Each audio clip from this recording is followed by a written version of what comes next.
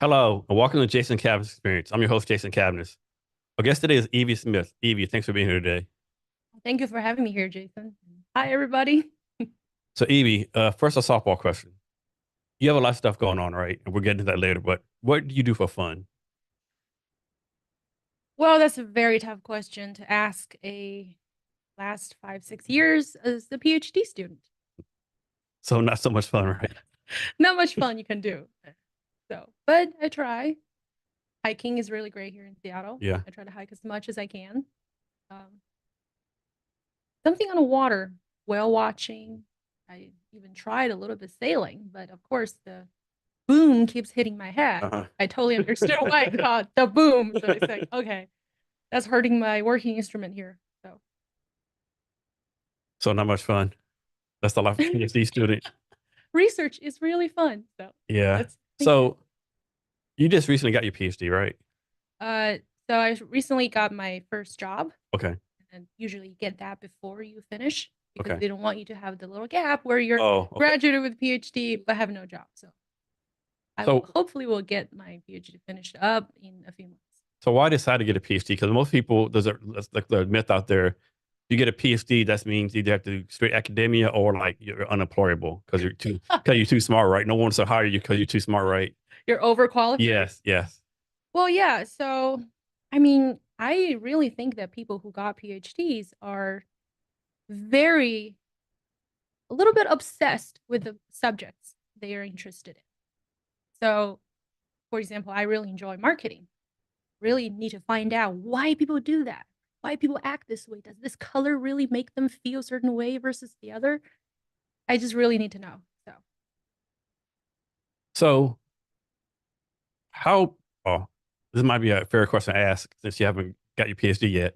But like, how much did it suck going through the process of doing a PhD? Because like you always hear, like working 20-hour days, like PhD students, medical students, like you must really love what you do because you go through like a bunch of crap for it, right? Can you talk about that? yeah. So you almost feel like, as somebody mentioned this before, but getting a PhD is like climbing a mountain, but with all the swords pointing down. So you have to really go through a lot of difficulties, a lot of problems, and a lot of personal, spiritual, sometimes people challenges to really get through this whole thing. Because I mean, I'm not sure if humans are really made to have a goal that you could achieve or you cannot achieve, but you find out about it 5, 6 years later. It's a really, it's a tough process.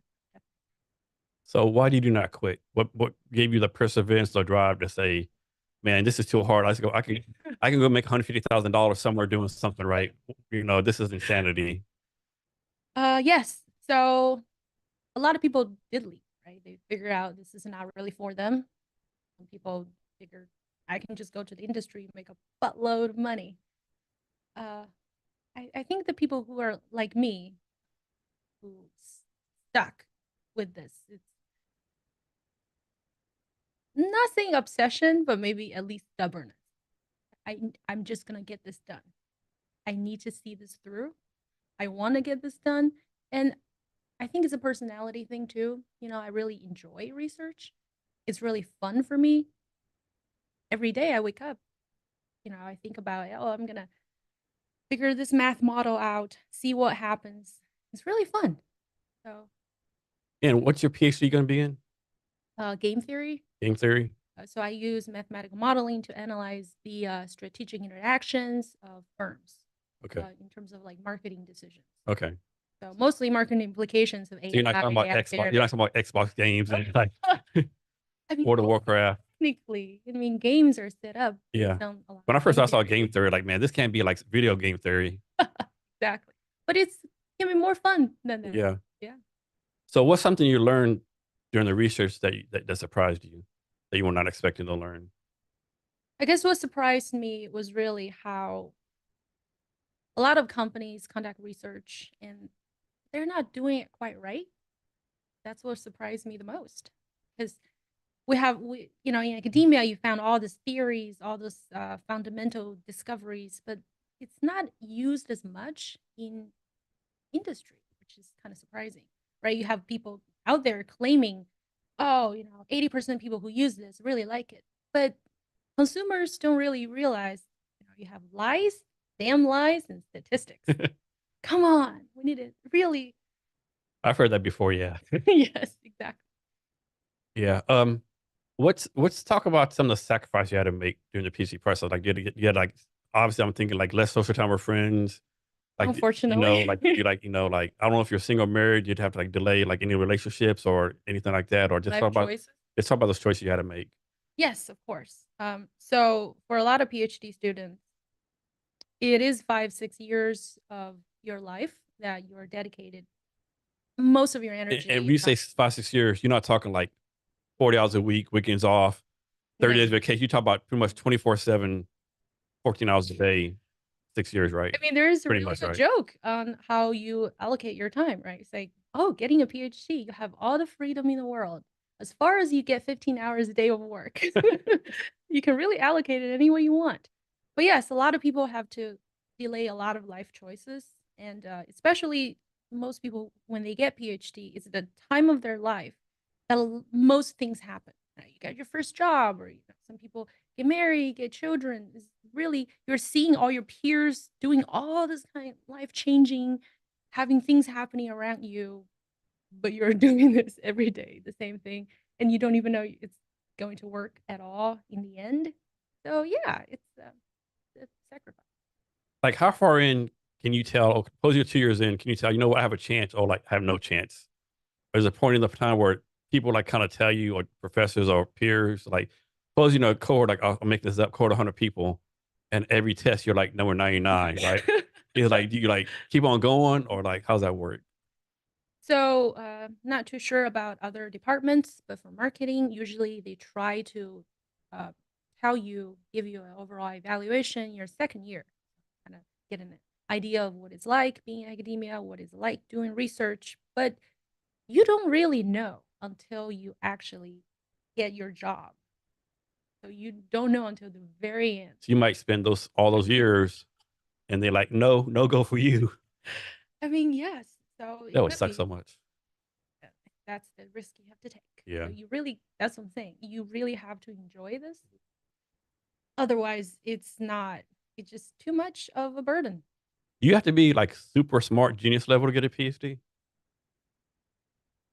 I mean, Well, obviously you can't be like a box of rocks, I'm guessing, but yes. you have to be like, is there a minimum level of smarts you have to be that they want you to be, or anything like that? Or I think it's more like there is a minimal requirement of your dedication or ability to achieve certain, academic standards.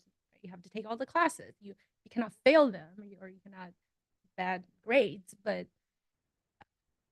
I think in the end is more like the dedication that really sets people apart, or people who really just enjoy it, right?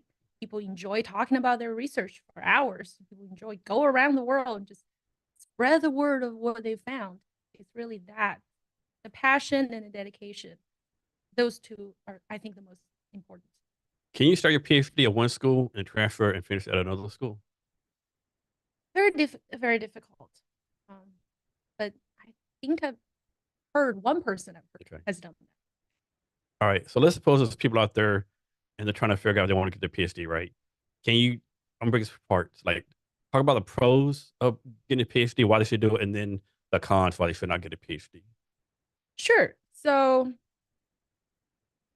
the cons are easy because we can see it from everybody. Because I always joke about it when you think about PhD and you calculate your ROI, return of investment, it's negative because how much risk you're taking, right? So if people think, oh, I can't really find a job, I want to get a PhD to see if it's easier to get hired or make a little bit more money, then it's not really.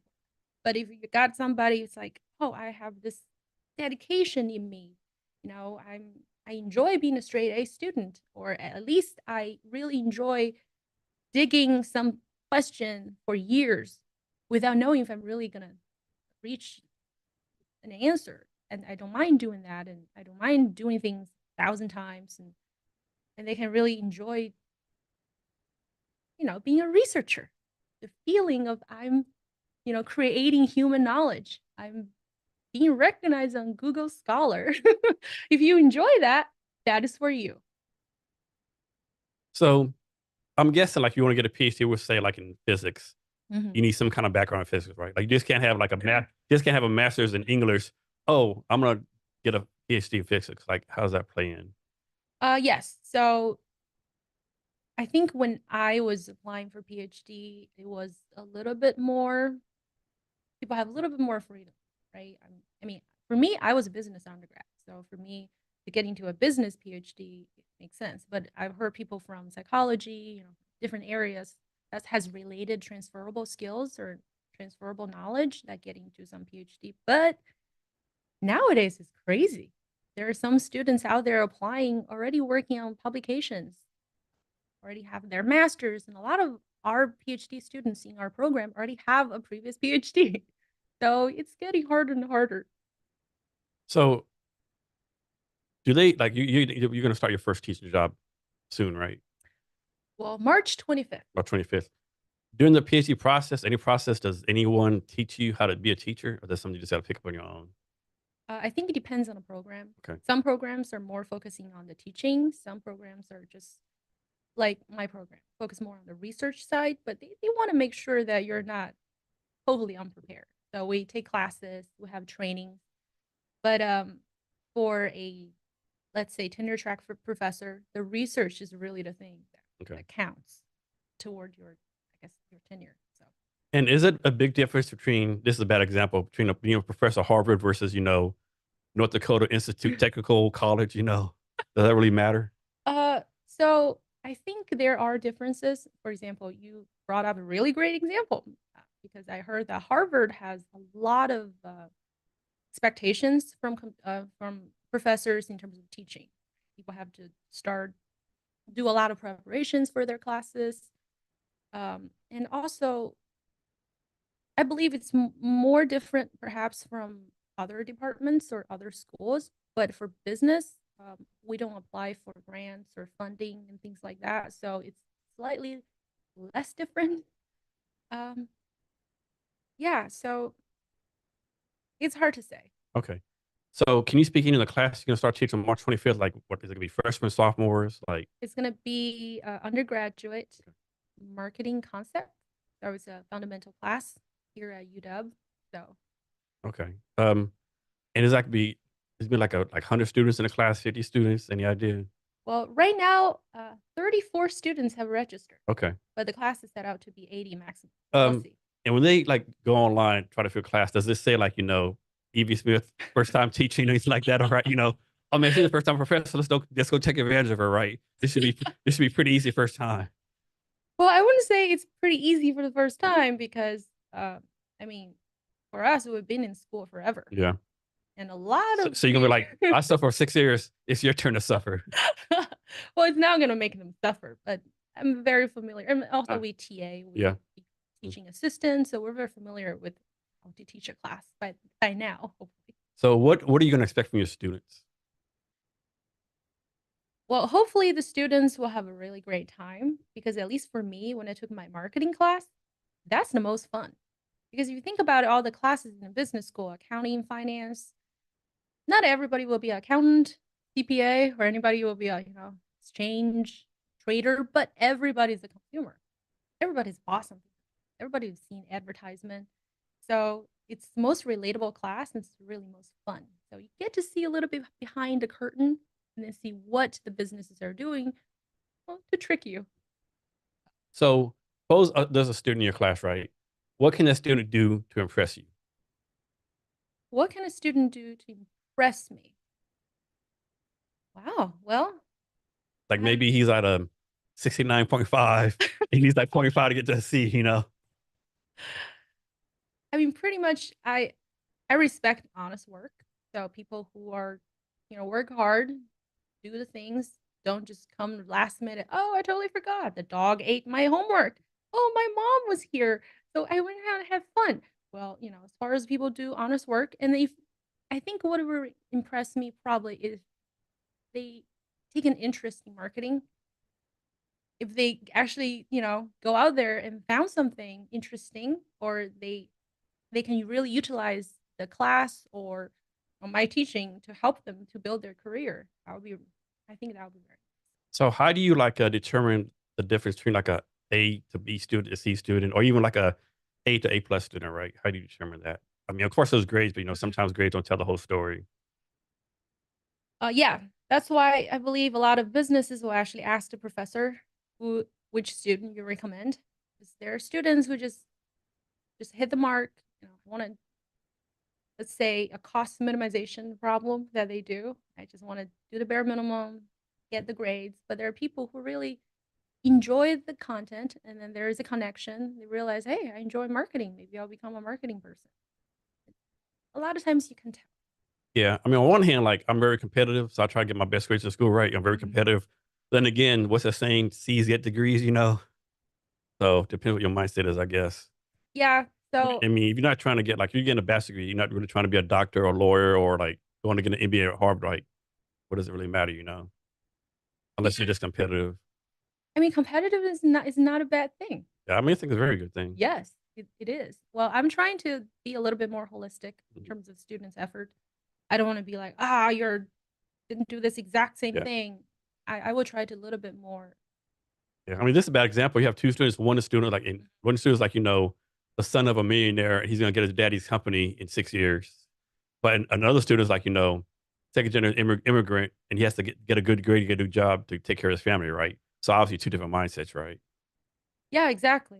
They probably have different motivations too. Yeah, Maybe perhaps one is more dedicated to do the work, and one is more um, actually may.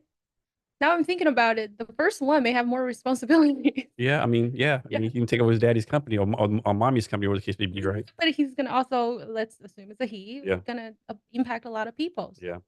He might have an attitude like this will probably be me. I'm taking my dad's company 6 years. That's a lot of stuff I could do. I'm gonna party my butt off until then. Like I'm not gonna do anything. I'm gonna do the bare minimum because in 6 years it's all on me.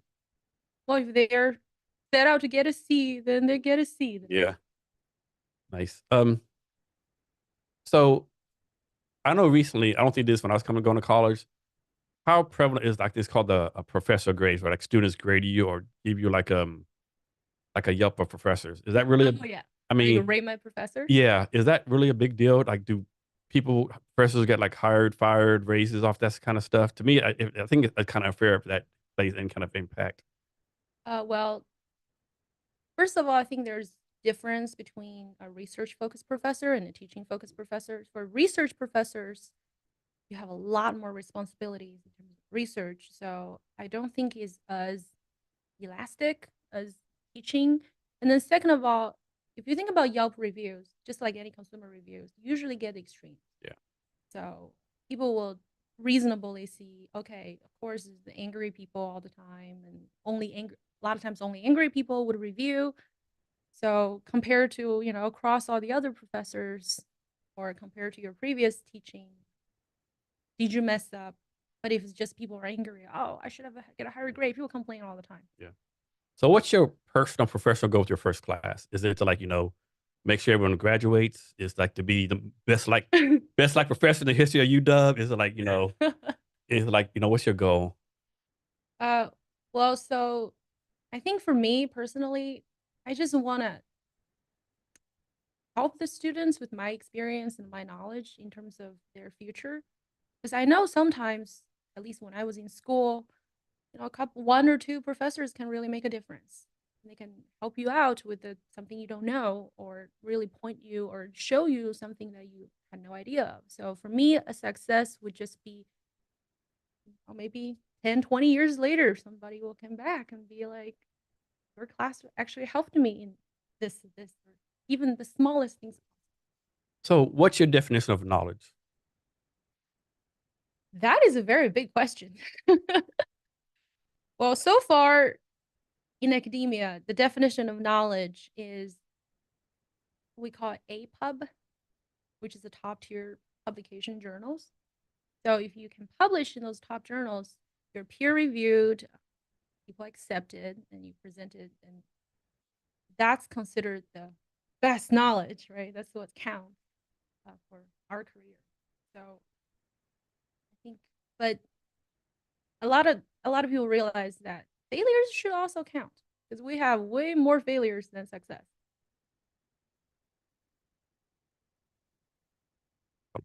So why should someone pay hundreds of thousands of dollars to go to college when they get all information on YouTube University? Yeah. So I've been thinking about that question too because as we're seeing that a lot of AIs are taking over a lot of um,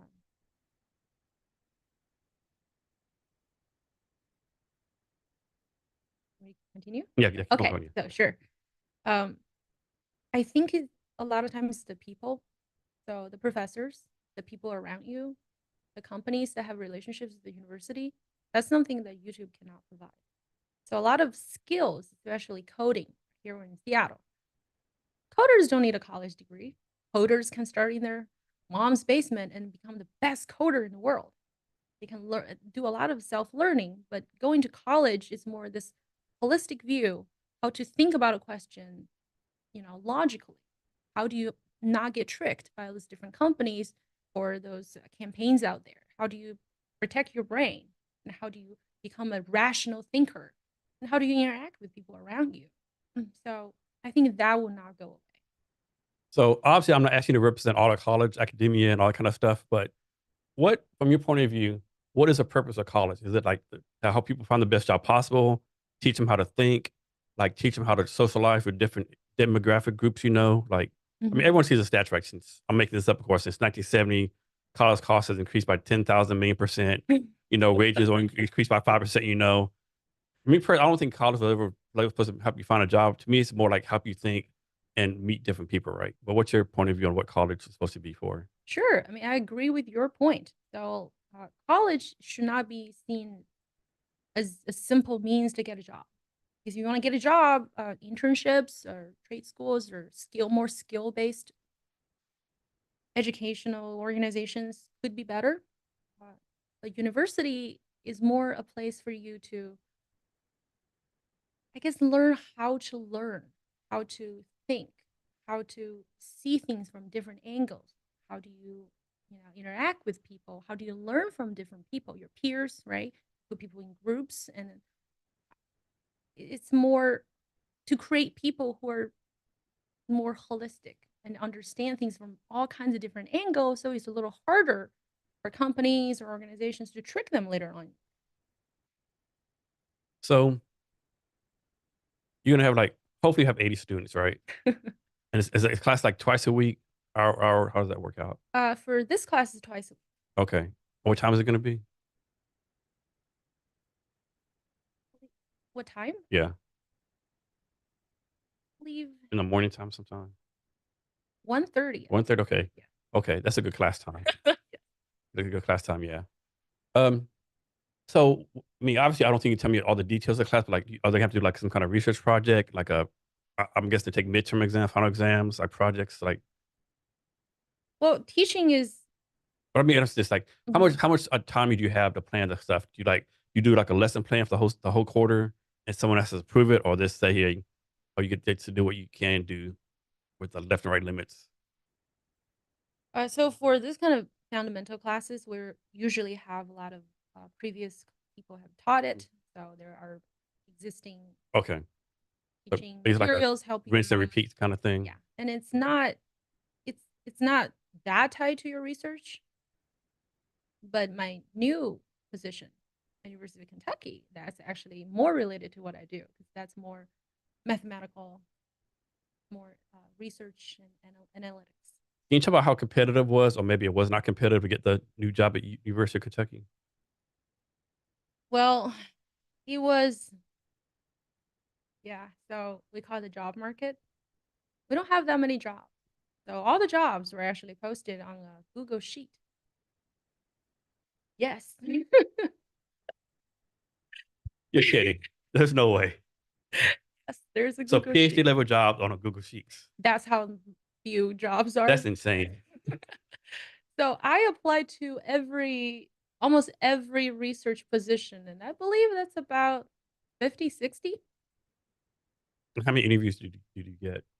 Uh, that depends. I believe the interviews are inflated because they change from the in-person one for first round to Zoom, so it's a Okay. lot easier. So Yeah. I don't remember how many I got. It's a dozen or so, Okay. things like that. Yeah. So it's everybody talks about the job market is one of the most torturing experience ever. Yeah, but people don't realize I don't care how good or bad the economy is, it's always sucks to find a job, no matter how good or bad the economy is. It's always hard to find a job. I mean, sometimes it's a lot easier to find a job when the economy is growing, Mhm. but right now, if you look at the economy, everybody's losing their jobs. So Yeah. you have a lot of people competing and a lot of funding cutting. So a lot of schools will even have their whole interviews and end up not getting the funding. So like, Yeah. what are you gonna do? It's tough for everybody. Yeah. Um, is there a job you got turned down for that you really wanted? Like you like, man, I know in your mind, like you ace the interview and everything lined up. Your mind, man, I have this job. uh, so for academia jobs, I guess compared to industry jobs, one different huge difference is that it's a very fit based process. So do you happen to have an opening in that school, or do you happen to have a person there doing a similar study research as you? So it's so random. It's not just like it's not just vertical, like oh somebody has done more research versus less. I mean we wish it's kind of like, drafting, right? That would be so much easier. But it's not. Also, schools get to play a lot of strategic games. Talk about games, the schools sometimes they will offer you very early on, which is in my case, and then you have to decide: do I take the uncertainty, or do I just take this because they usually give you a timeline without finding out what happened to other schools without hearing back. So it's a mess. But Yeah. So moving to something else.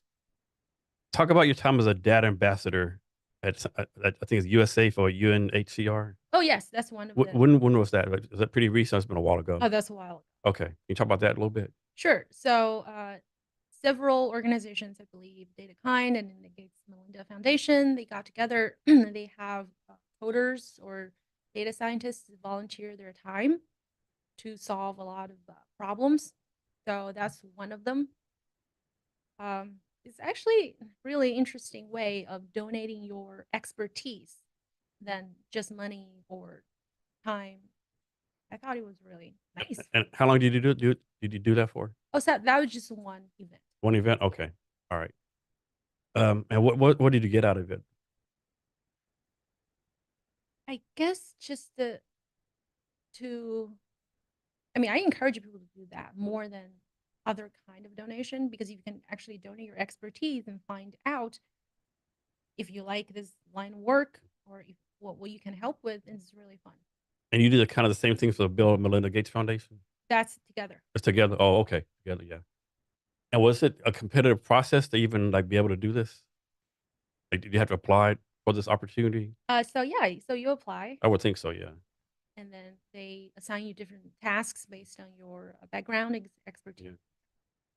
And back to PhD, during PhD, do you have to like, are you required to like, do any kind of like pro bono stuff, like, volunteer stuff or like, I don't know, teach at a underprivileged school or something like that? Like, is there like any like give back to community stuff during the process? So one of the most important ways for PhDs to get back to the community is to be reviewers. So you review your peers' work and give them feedback how to improve their research. So that's one of them. And also, I worked at the product management center, and we held a lot of events. Really fun. We have the inclusive product management summit. So we try to make the product management process more inclusive. And we also had the IPMA, Okay. Inclusive Product Management Accelerator, to help underprivileged or historically marginalized groups to help them get a product management job. We provide teaching. I believe originally it was 10 weeks. Um, so that was really fun and meaningful. So you brought up something I totally forgot to ask you, but talk about the peer review process, how that Mhm. works. So peer review process is how papers get published, and then that's tied to everything that's important to a professor. So you submit your papers to a journal, and then the journal has a senior editor, has associate editor, and they choose based on their expertise in a research area, and then they will assign usually 2 to 3 reviewers to your paper, and they review your paper, well, judge it, and but most importantly, they give you feedback of how to improve your research. So you get a couple rounds, 2 to 3 rounds of revision, and then they decide if that paper is published or not. So that's the simple process of paper gets published. What happens if they assign your paper to like your best friend or somebody you know? Does that person, ethically have to say, no, I know Evie, I can't judge this? Yeah, so you're not supposed to send it to any people that's associate with you. Okay. So And can you send it to people like other countries? yeah, so I don't think country of origin is really Okay. As long as they can read the language it's written in, I guess. yeah, And exactly. now with Google Translate, I guess that doesn't really matter either. Yes. Um, so how many, I'll make this up again. Like suppose your paper gets peer reviewed by 10 people. What number have to say yes for to get approved? Like, is that all 10 have to say yes, this is good? Or can it be 6 and 4, 7 and 3? Or does that even matter? I think usually for marketing journals is 2 to 3 reviewers. Okay. So you have a 2 to 3 reviewers approval, and you have the associate editor, and I believe in the end it will be the senior editor.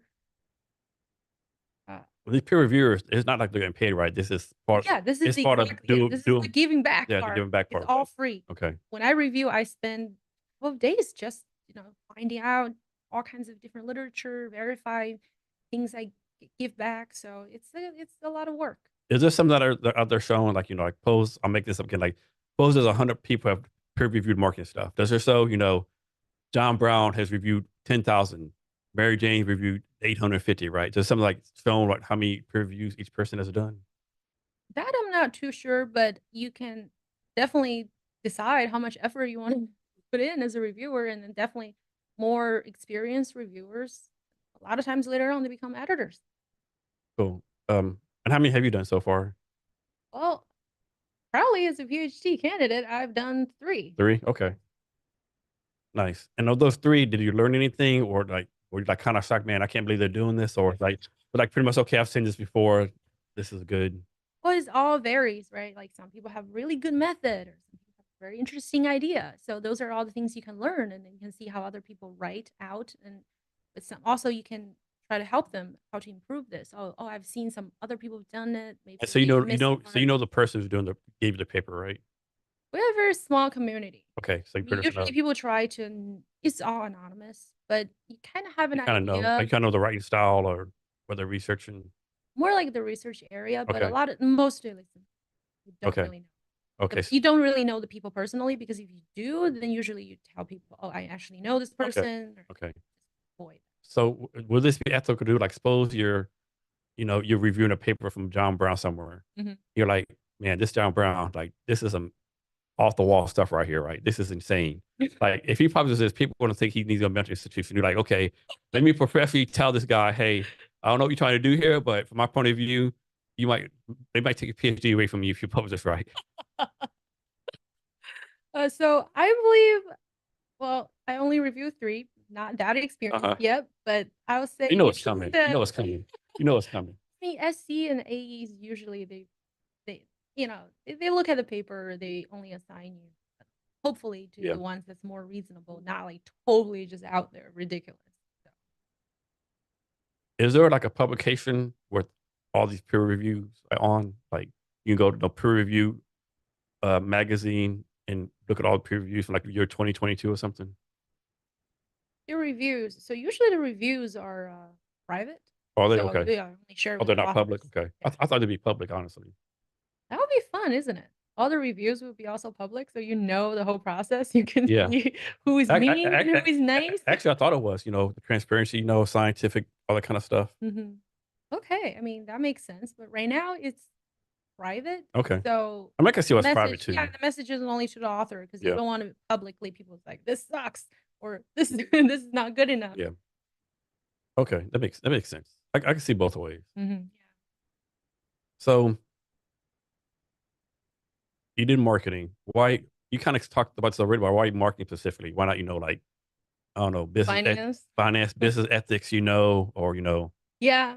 So accounting definitely, I think, is easier to get jobs, is from what I heard. And we're all kicking ourselves. yeah. Oh, why didn't we choose But the accounting? cost, rich and bored to death, Disclaimer, some accounting stuff is pretty fun. Okay, so I think for marketing, I'm not sure how other people make their decisions. A lot of times people based on the experience or something. But for me, marketing is the most fun. You cannot beat marketing. This really exciting stuff, right? Like, oh, fast-paced music make you eat faster. Oh, yellow and red together make you hungry. Like all those kind of like really fun things you get to see every day. Like, how can you say no to that? And also marketing, I always say that without marketing, our lives will be really boring because you're not really buying all this fun stuff like love, summer flower. You're just buying shampoo and soap. How boring would that be? You gotta that's have so marketing. that's so funny. So market is pretty expensive, right? So what is the definition of marketing? Is it marketing? Is it like digital marketing, social media marketing, inbound, outbound? There's all this marketing Oh out yeah, all there. those jargons. Yeah, all Yeah. these jargon. So what in essence, what is the basic definition of marketing? We usually try to simplify into how is four P's: price, place, product, promotion. So, but marketing is really how to present your product to the right people, I guess. It's really a lot. It's just so much. A lot of people, when they think about marketing, they're thinking about advertisement or Mad Men TV show. But marketing is actually quite data heavy, uh, research heavy.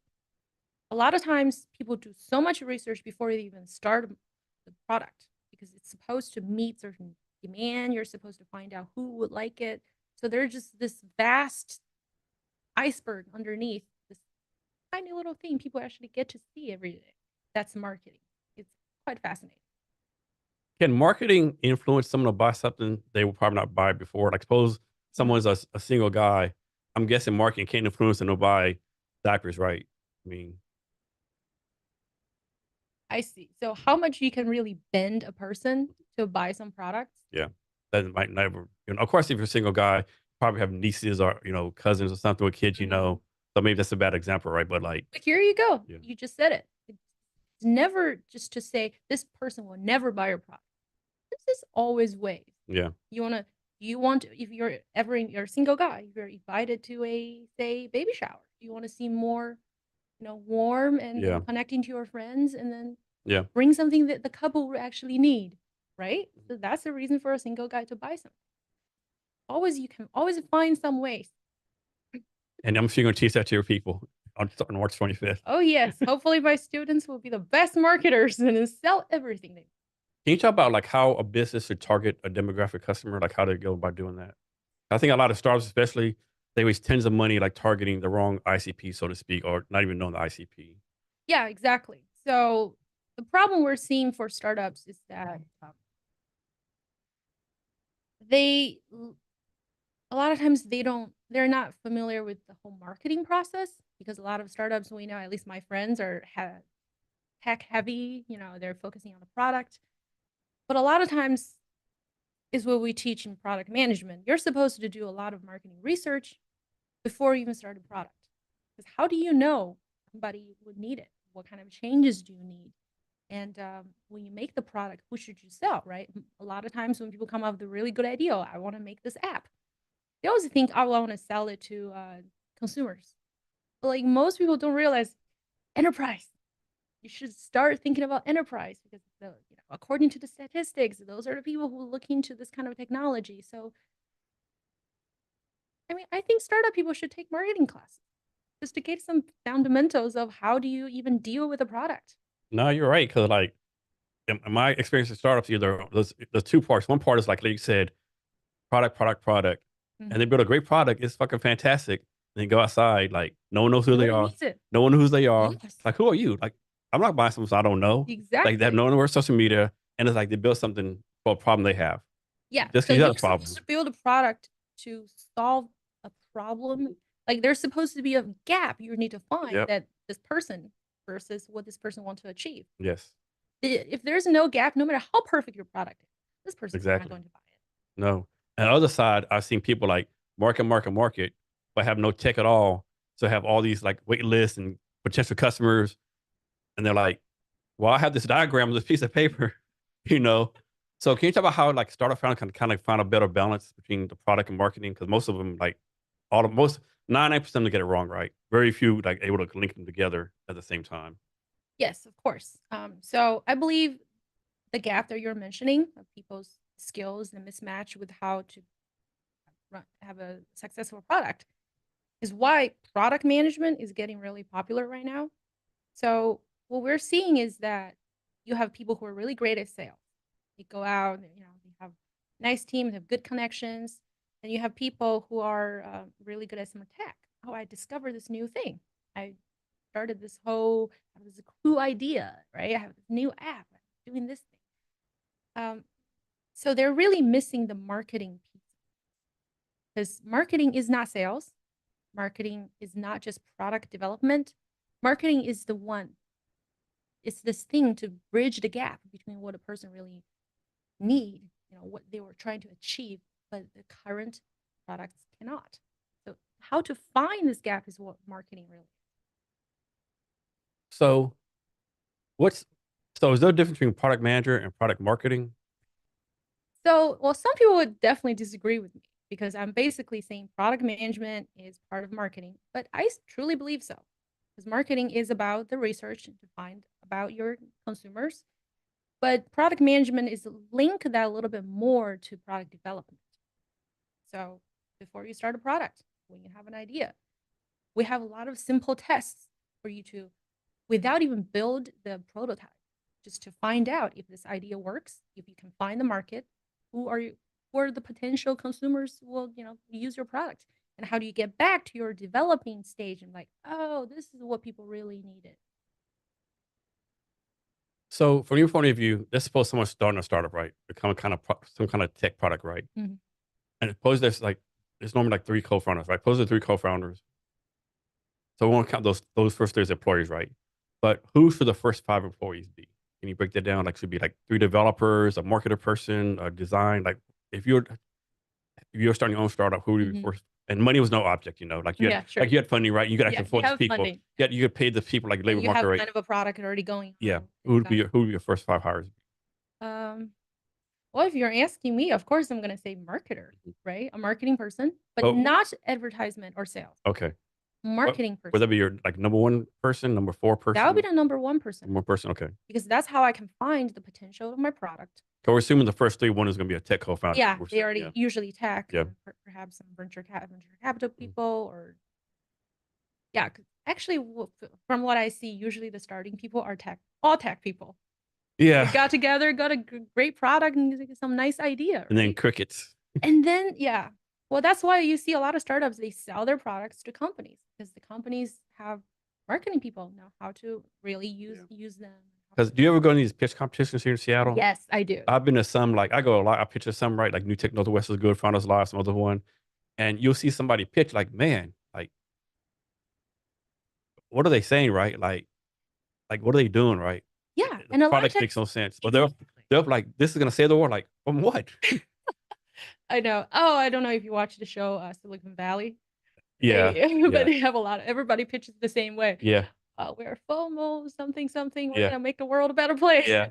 All All the the keywords. keywords. Yeah, all the Yeah, keywords I know. that venture capitalists want to hear. Exactly. It's like then you can't really differentiate yourself from everyone else. So I see that's the thing. A lot of times when I go to this pitch, see their pitch deck and all that, it's like your product is so much better if Mhm. you found the right direction, Yeah. right? It's like, oh, we want to sell it to this people. It's like, no, your product is so much bigger. Yeah. You can do so much better if you incorporate into like a totally different area that you totally did not think about. Yeah.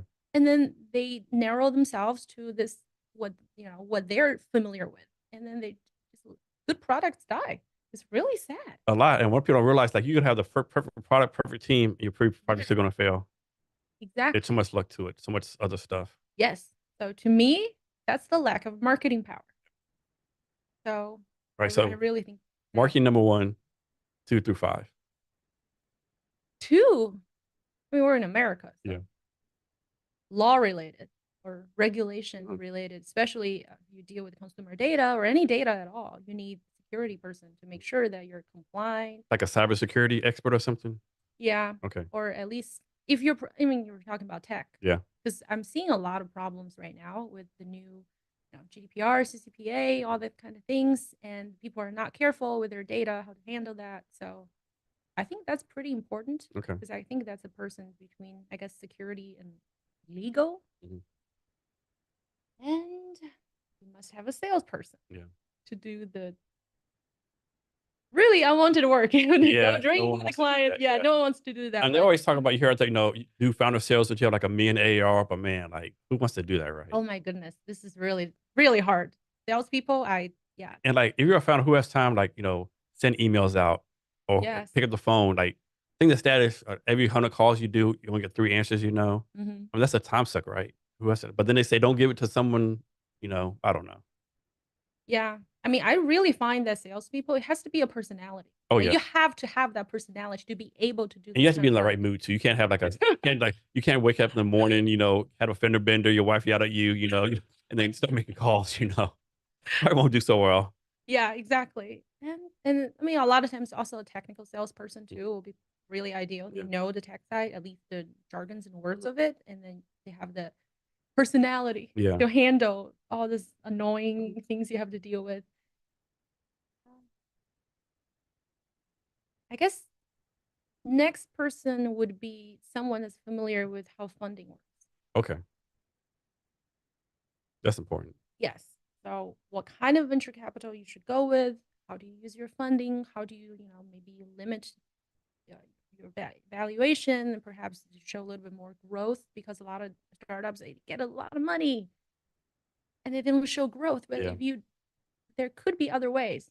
Yeah. They get too much money and they get all these like golden offices and next thing Yeah, you they know, go out and then buy a bunch of stuff, really fun, and make a really amazing office. But then, like, then it doesn't show up on the growth. So yeah. you need somebody to perhaps what do you call this? Business managers, Yeah. people who are familiar with how Mhm. business is Yeah. evaluated or how funding works. You need someone like that. From your point of view, what characteristics or values does a good marketer need? Okay, logical thinking, not emotional. Not somebody's like, I'm gonna sell this cookie to all the moms in the world. Hold hard data. Find out why, who will be your target market. How do you price your products? Those are all hard data. Those are things this person needs to go out find things without any emotional or founders usually have this ideas of how they want to sell the product, but that not necessarily of how this product is going to succeed long term, right? So you need this person to be very logical and then knows how to evaluate a product, how to find who the target consumers are, how do you price things, who should you sell it with. It's a lot of things going into it. Logical. Okay, there's a big difference, right? Logic and emotion. Very big Hmm. difference. So I used to ask this question later on, but it popped in my head now, so I ask it now. Hmm. Who have been some of your mentors during this process of you getting your PhD and this in life in general? That is a great question because, at least in marketing in my school, we're assigned with this mysterious creature that's called advisor. So we work with advisors in the or pretty early on, and then this person is supposed to be your parent, your friend, your counselor, your just everything, right? So at least my advisor named Jeff Schulman. So Everything. to me, an even better question is this: who are you mentoring? Who am I mentoring? So usually for PhD students, you try to help out the younger, newer PhD students. You try to tell them as much as you can, things to avoid. How do you help them? A lot of times getting a PhD is, requires mental support. So, So talk more about what is like game theory and mathematical modeling. So game theory is mathematical, but again, a lot of people are unfamiliar with what game theory is, and I think I just play Xbox all day. Yeah. So that's why I usually say mathematical modeling. I mentioned before, the let's say Wikipedia definition is the mathematical modeling for the strategic interaction among rational decision makers.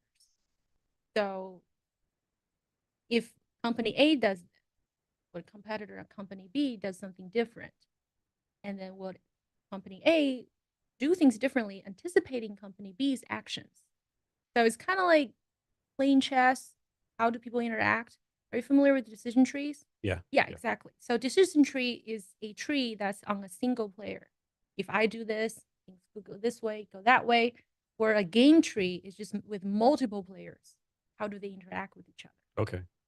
Is there a maximum number of people that could be on this game tree?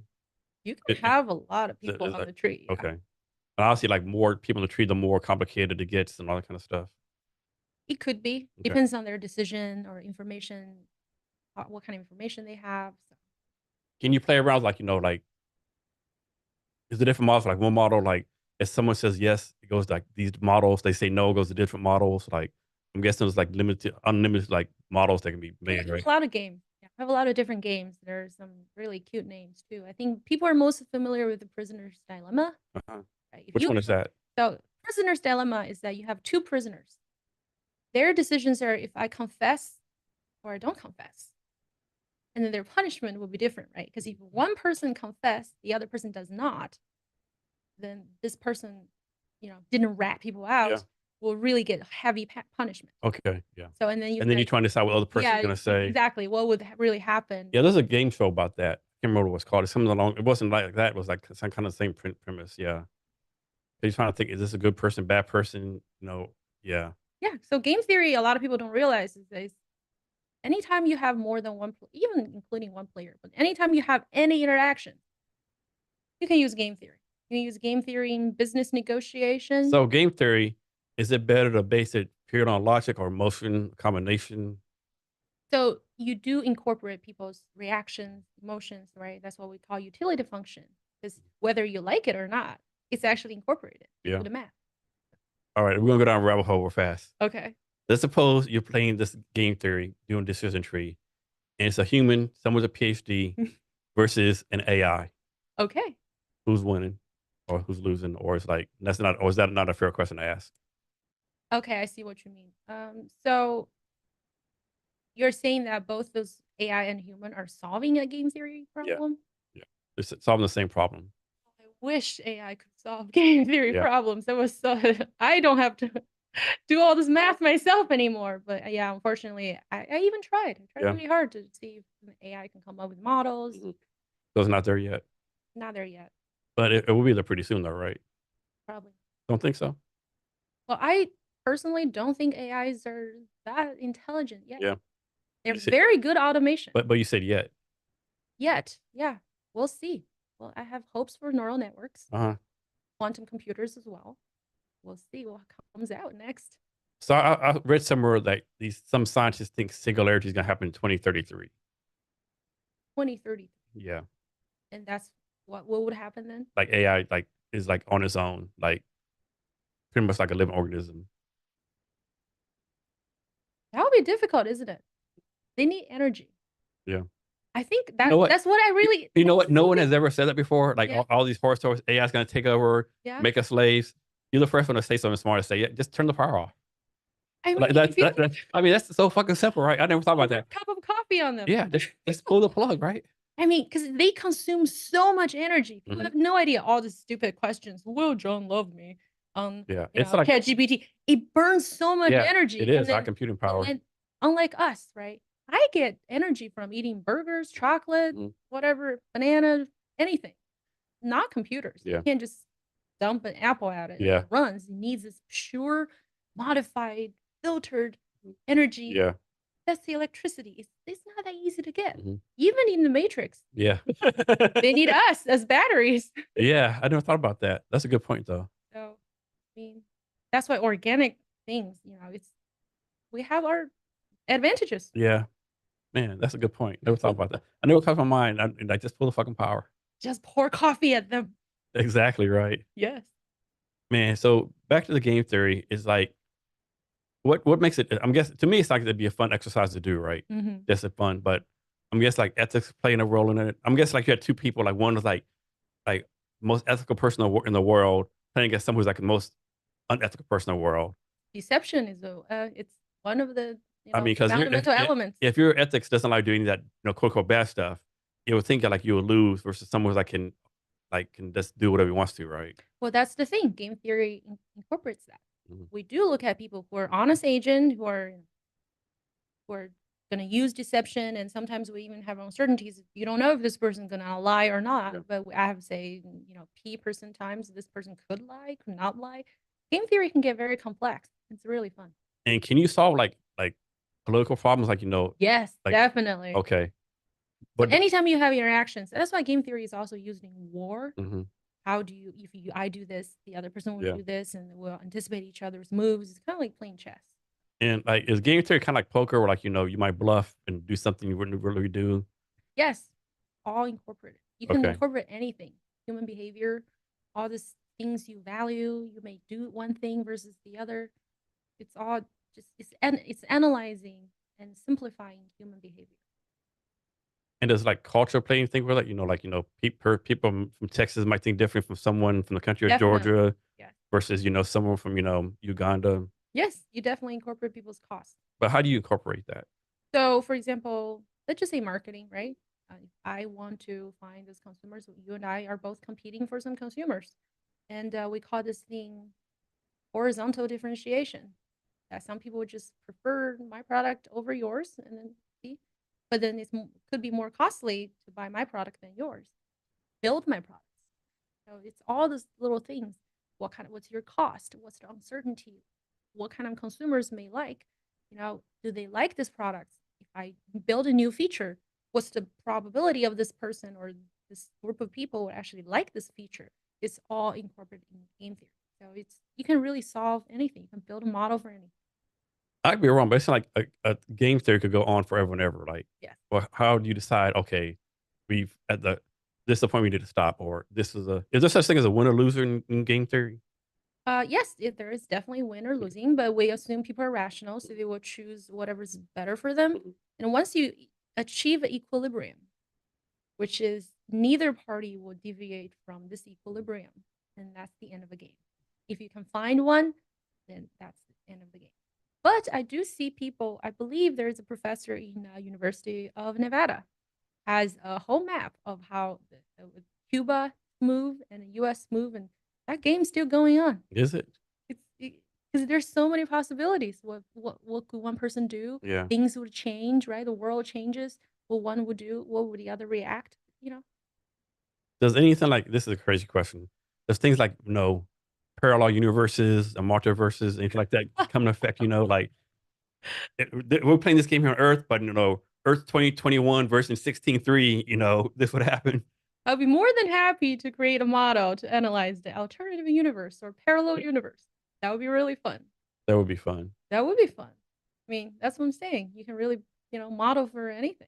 The model for dating, model for eating food. And is there's like an app that does this? Like there's a computer model that like all game theory is done on, or you can just like I'm pretty sure you don't use Google Sheets for this, right?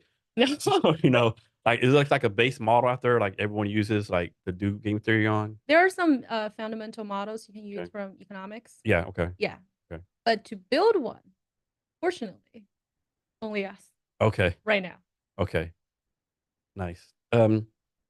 Man, is there like a game theory game out there like anyone can play, like a game theory board game or game theory computer game? I think that'd be pretty cool. If you think about it, any of the board games pretty much based on game I mean, theory. they are. I Right? mean, like Access to Allies back in the day, the board Pretty much game. everything you play, Yeah, you're right. they're all similar to how a game theory model is actually solved, Mhm. right?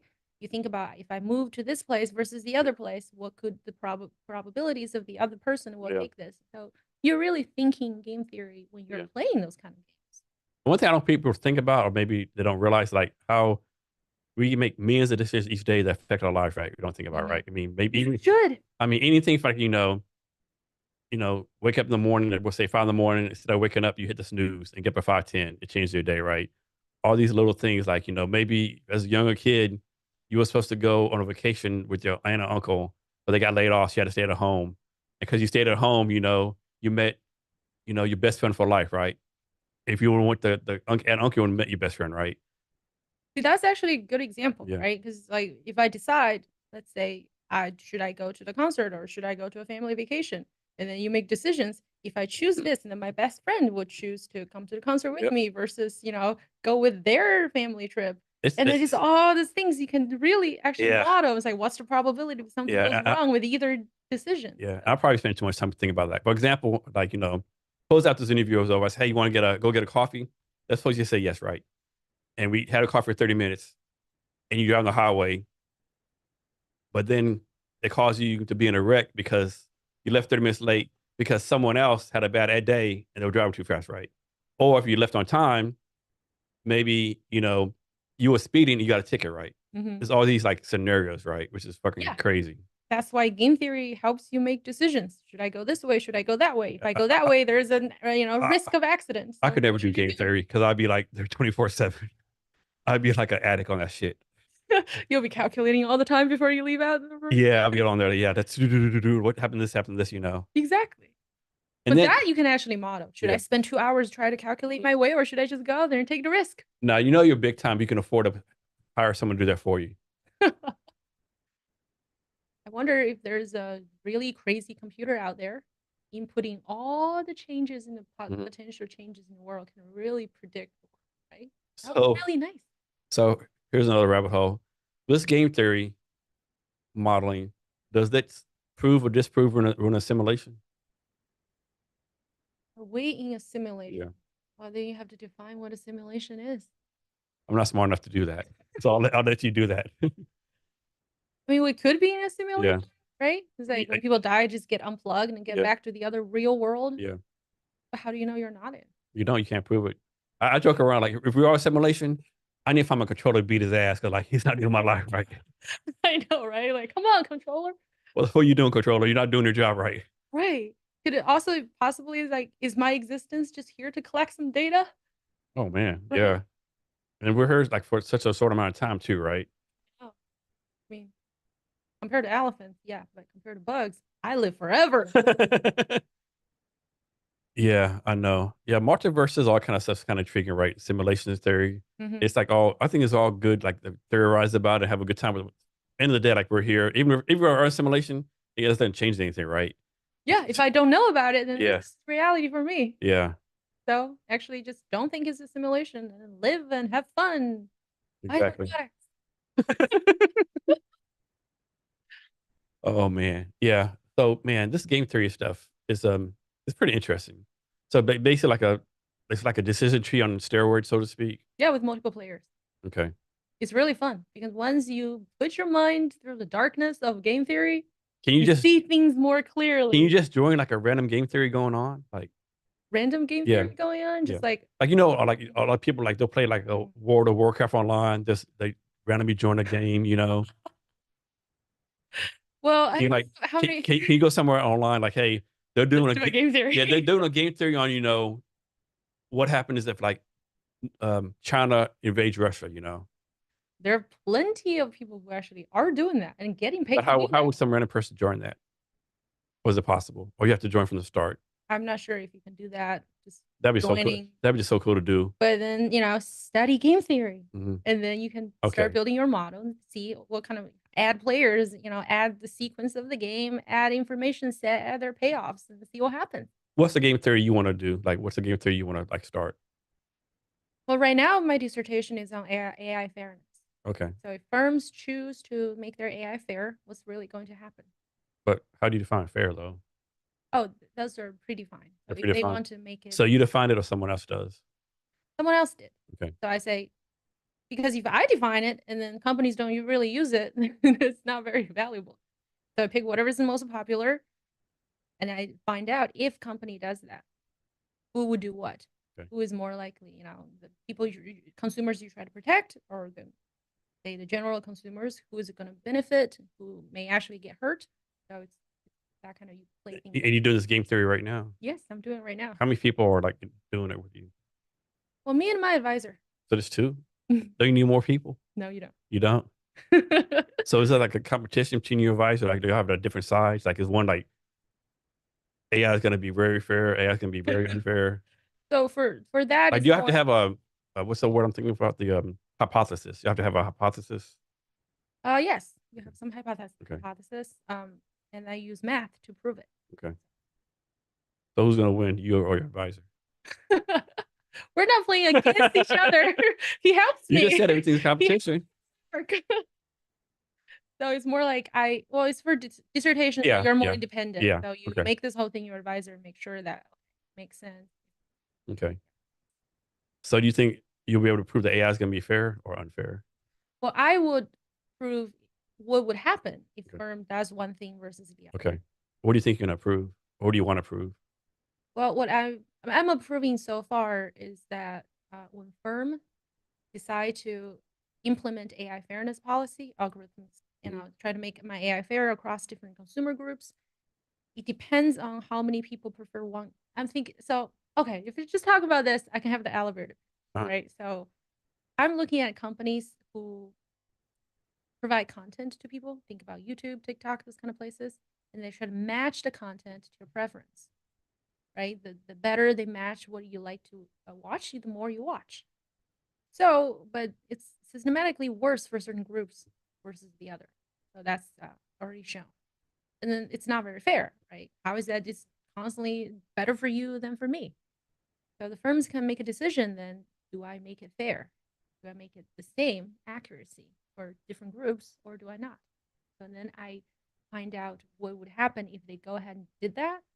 What would really happen if people decide, oh, now you're doing this and I'm not going to tell you who I am, right? I'm not going to tell you if I'm single or male or things like that. And then if that's the interaction from their users, what would this fairness policy really impact? So how do we fix this, right? A lot of people are like, let's go to AI. AI can do all these bad things.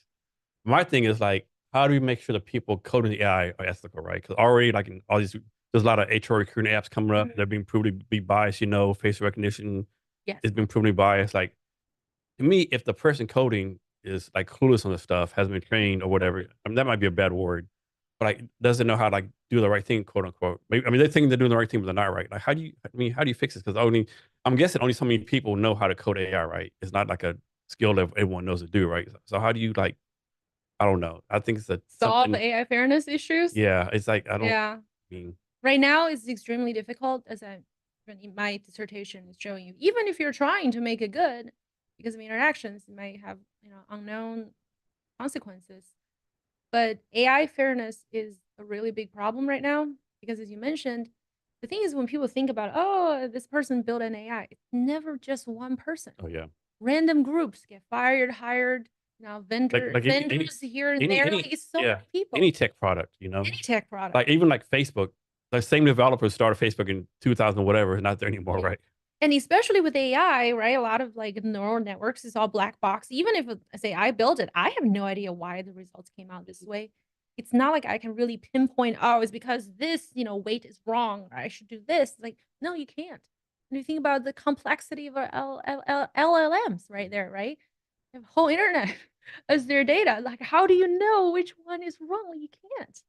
Or I don't know. If we talk about AI problems, I can be here all day. Oh yeah, no, that's no problem. But yeah, it's and one thing like I've talked about this before, like a lot of people scared of AI because it's going to take jobs, whatever. Mhm. I mean, jobs have been lost through generation, right? Anything takes job away. Yeah, Washers, dishwashers, yeah. no longer a job, I mean, right? example, Horses lost their jobs. yeah, like back in the day when the cars came, you So know, many people. Yeah. yeah, those people don't realize this. Like the big cities, there are people who go by horses and shovel the horse shit off the street, right? Yeah. What They, happened to the shovelers? yeah, they lost their jobs, right? Exactly. They lost their I job. mean, hopefully they found a better job, but who knows, right? Exactly. That's the key, Jake. That is the key. That's what I believe. Technology is supposed to relieve you from your terrible job Mhm. so you can do a better, more fun job. But how do we balance this, right? This might be a bad example, right? Mhm. I don't think it'll happen anytime soon.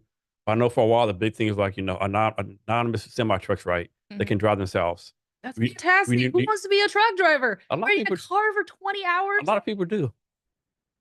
Not if they have something better. A lot of people do.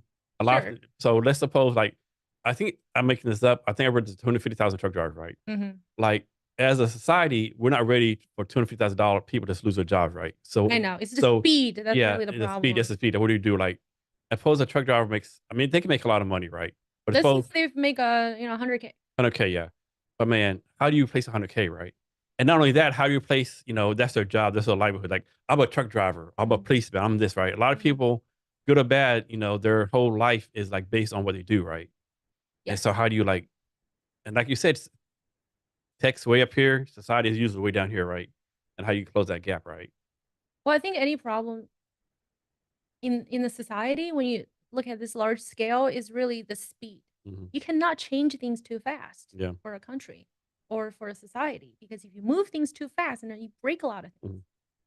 Graceful, Yeah. but but that's true, right? Yeah. Like all of a sudden I'm replace all my, for tech support people with an AI. Yeah. And all those people lose their jobs and it's gonna cause a lot of, complex then they no longer buy things from this coffee shop outside of their Yeah. office and they lose their job and then they lose property value. It's a very domino effect. It's Yeah. A lot of people think AI is just for like high tech jobs, but I've seen videos where like, robot cleaning bathrooms, right? All those janitorial jobs are gone. I've seen a that's robot. necessarily a bad thing. No, I don't think so either. I've seen like, It's food. yeah, I've seen robots, like, picking the fruits and fields, right? Hmm. All those jobs are gone, right? Yes. So that's to me, that's nice. Like who really wants to sit there and fry burgers? But if you're making, It's the money that they don't yeah, want to lose, right? The yeah, stability, the money, the yeah, opportunity. So if we can find other ways for them to get this thing, it's not really the job itself that people are saying, yeah, "Oh, I'm sad, I'm no longer, scrubbing the floor." No, it's not the floor that's the problem. it's It's that the income. stability. Yeah, it's the income. So do you think that leads us to becoming like where we do UBI, universal basic income? Is that a solution? Well, I do think that given the speed of a technology adaptation, uh, education will be really helpful to help people to find because the speed is too fast, right? Yeah, People on their own cannot catch up with all these changes. So, but there are a lot of jobs that's still needed, and we don't have enough people, yeah, right? Like tech support, those can be achieved with reasonable, not a PhD, yeah, 6 years of pain, but reasonable amount of time, and then they can go to those new jobs that's more needed, more fitting for, I guess, the technology world. But I'm not all pro AI, okay, even though I study okay, AI, because a lot of times it's not just saying, "Oh, we're using AI for this." It should be helping you, yeah, but then people assume we will be helping people. They overestimate AI's ability, and then people let go, yeah. and then they just become terrible. What's that thing? It's like a theory or model where it says like tech advances, like it doubles every 18 months. Oh, yeah, I've heard something like that before. Yeah. I don't think what it's called, but like people like me, like I've gone to Pong to like AI, right? And like it's like bam, like, even you think about, the first plane flight was like, I make this up like 1908, whatever, Hmm. on the moon in 69, going to Mars, Okay, that I think that depends. I yeah. think you and I perhaps feel more this way because we live in Seattle. Mhm. Have startups popping up Yeah. every day. Always like your versions, you have to constantly update every 6 hours any of your apps. But if you look at on the West Coast, it's super fast. But you go, from Seattle down to the East Side, it's a little slower. Yeah. People don't adapt. All those people still use faxes. Mhm. Go to Europe and 20 years behind. I mean, think about French internet. But yes, so I don't think the world is moving as fast as Okay. people are thinking. So you think we're just in this bubble, tech bubble, so to speak? It could be, Okay. right? Because I'm living here, so I'm obviously biased because I'm constantly seeing all these new startups, all these new things. Oh, you don't even need doctors anymore. Doctor will, surgeries on you across the So ocean. that brings a good point. How many quote unquote average Americans do you think have no idea how advanced tech is, right? Most people pick the phone up, Hmm. they have no idea how it works, what goes into it, like the computing power, the Hmm. coding, like they have no idea what this is. And they get mad. Like there's a comedian he just bit on TV. I can't remember his name, but he said he was on a plane and like there are like 10,000 feet in the air. This guy like God, other guys like, God damn it, my internet doesn't work. He's like, dude, calm down. Give it a second. There's a satellite in space, and a second later, the fucking internet kept on, right? Yeah. Like, we're like, so like, not the word greedy, but unappreciative, right? Like, Hmm. you're flying in a plane in the sky, and you want, high demand internet, right? So to me, I think for a lot of there's a theory is that people always overestimate how much they know something works just because they use it. Like their example is, how do you explain how toilet works? Do you know the details of how a toilet works? No, no, I don't want to know. Exactly. Like, So do you really want to know how all the waste goes somewhere, some kind of plan to go somewhere, and it goes to water and blah blah blah blah blah. yeah, so most of the things we have no idea. Ignorance is bliss. Yeah, well, number one, we only have this much attention span, right? Like your brain, you only have this much energy per day. Can you really sum up all this energy, knowledge around you? Second of all, people don't pay that much attention. No, they don't. That's why marketing works a lot of times for advertisement. It's like if people really think about what they're buying, they're not. But people usually are not thinking about it. So like your attention, how much attention you pay, how much energy you have to learn this kind of stuff, it's not there, right? No. I don't know how a lot of those things work Yeah. at all. So I don't think. But luckily, there are people who do, and thank God for Luckily, them. yes, thank you so much for whoever made this, and I have no. So, but that's a big problem Mhm. for technology. A lot of times, right now, hot topic is data and privacy, safety of your data. People have no idea, right? There are a lot of apps out there people just download and use, right? The famous ones, TikTok, Tamu, I think that's the one people Yeah. shop on. Mhm. Multiple papers study they're problematic. They could be laced with malware, Yeah. and they could be sending your data to all kinds of different places. But okay, let me push back a little bit. So I understand, like, if you're like a U.S. senator or Mm-hmm. general running nuclear weapons, that stuff matters. Mm-hmm. But you're like Joe Blow, plumber, Mm-hmm. working 9 to 5 in somewhere town Arkansas. Mm-hmm. Does your data really matter? Does it really matter if the Chinese are tracking you? It still matters because Joe Blow can have, you know, 401k somewhere saved. They can have some nice cars, you never know, or they can be there, impersonated. Like it's just not good to have this kind of problems. Like everybody has something to lose, hopefully, right? So you don't want that. And a lot of people say, "Oh, I don't care. They can have my data." But if once they have your data, they can manipulate you, right? I can only I there's a interesting little paper on how TikTok, if you start on watching something a little sad, after a few, videos, it will send you down a path of suicide. And then suicide rate is just raised so much ever since social media that you cannot ignore this kind of problem.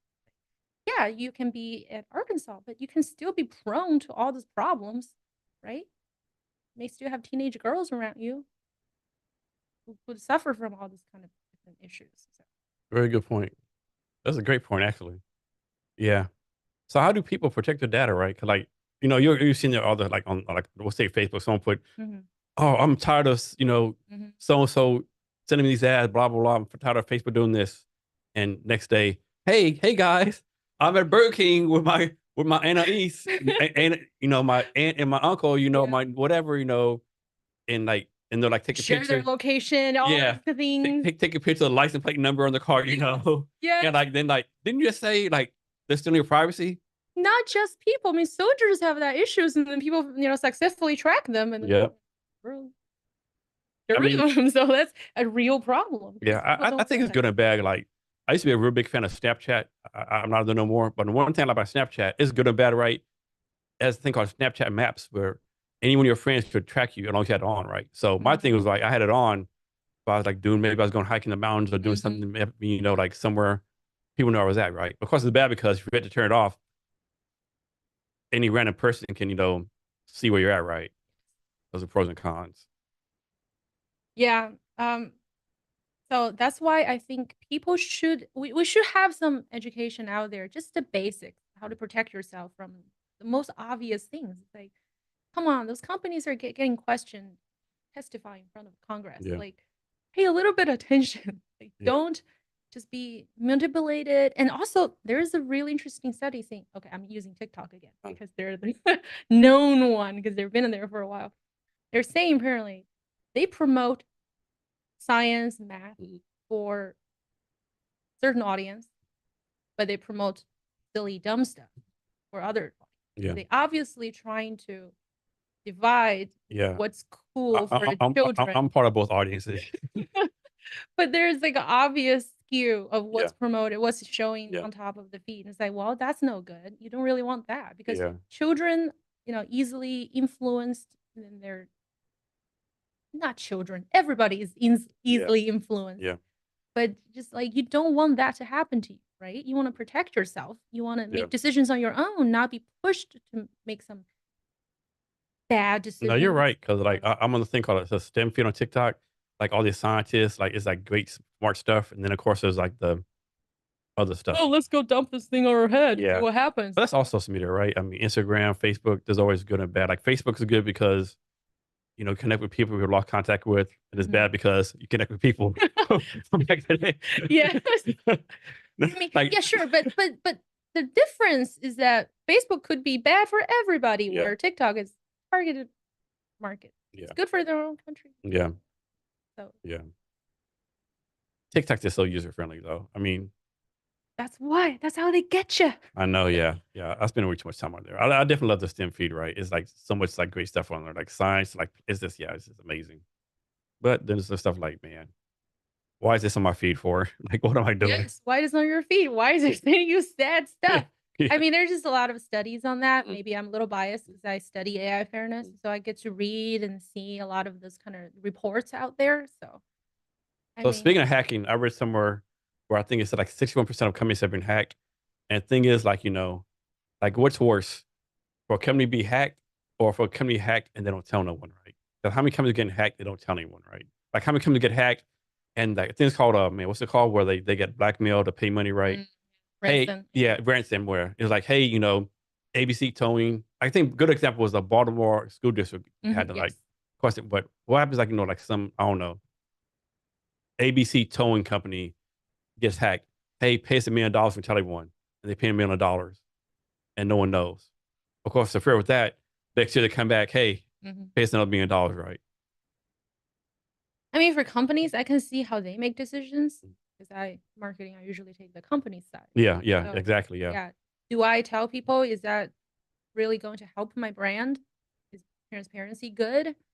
A lot of times you have to disclose. Mhm. But the one big problem you're forgetting is that a lot of companies don't even know they're hacked. Yeah, you're right. Yeah. So it's just like, as far as you have data, you're always at risk.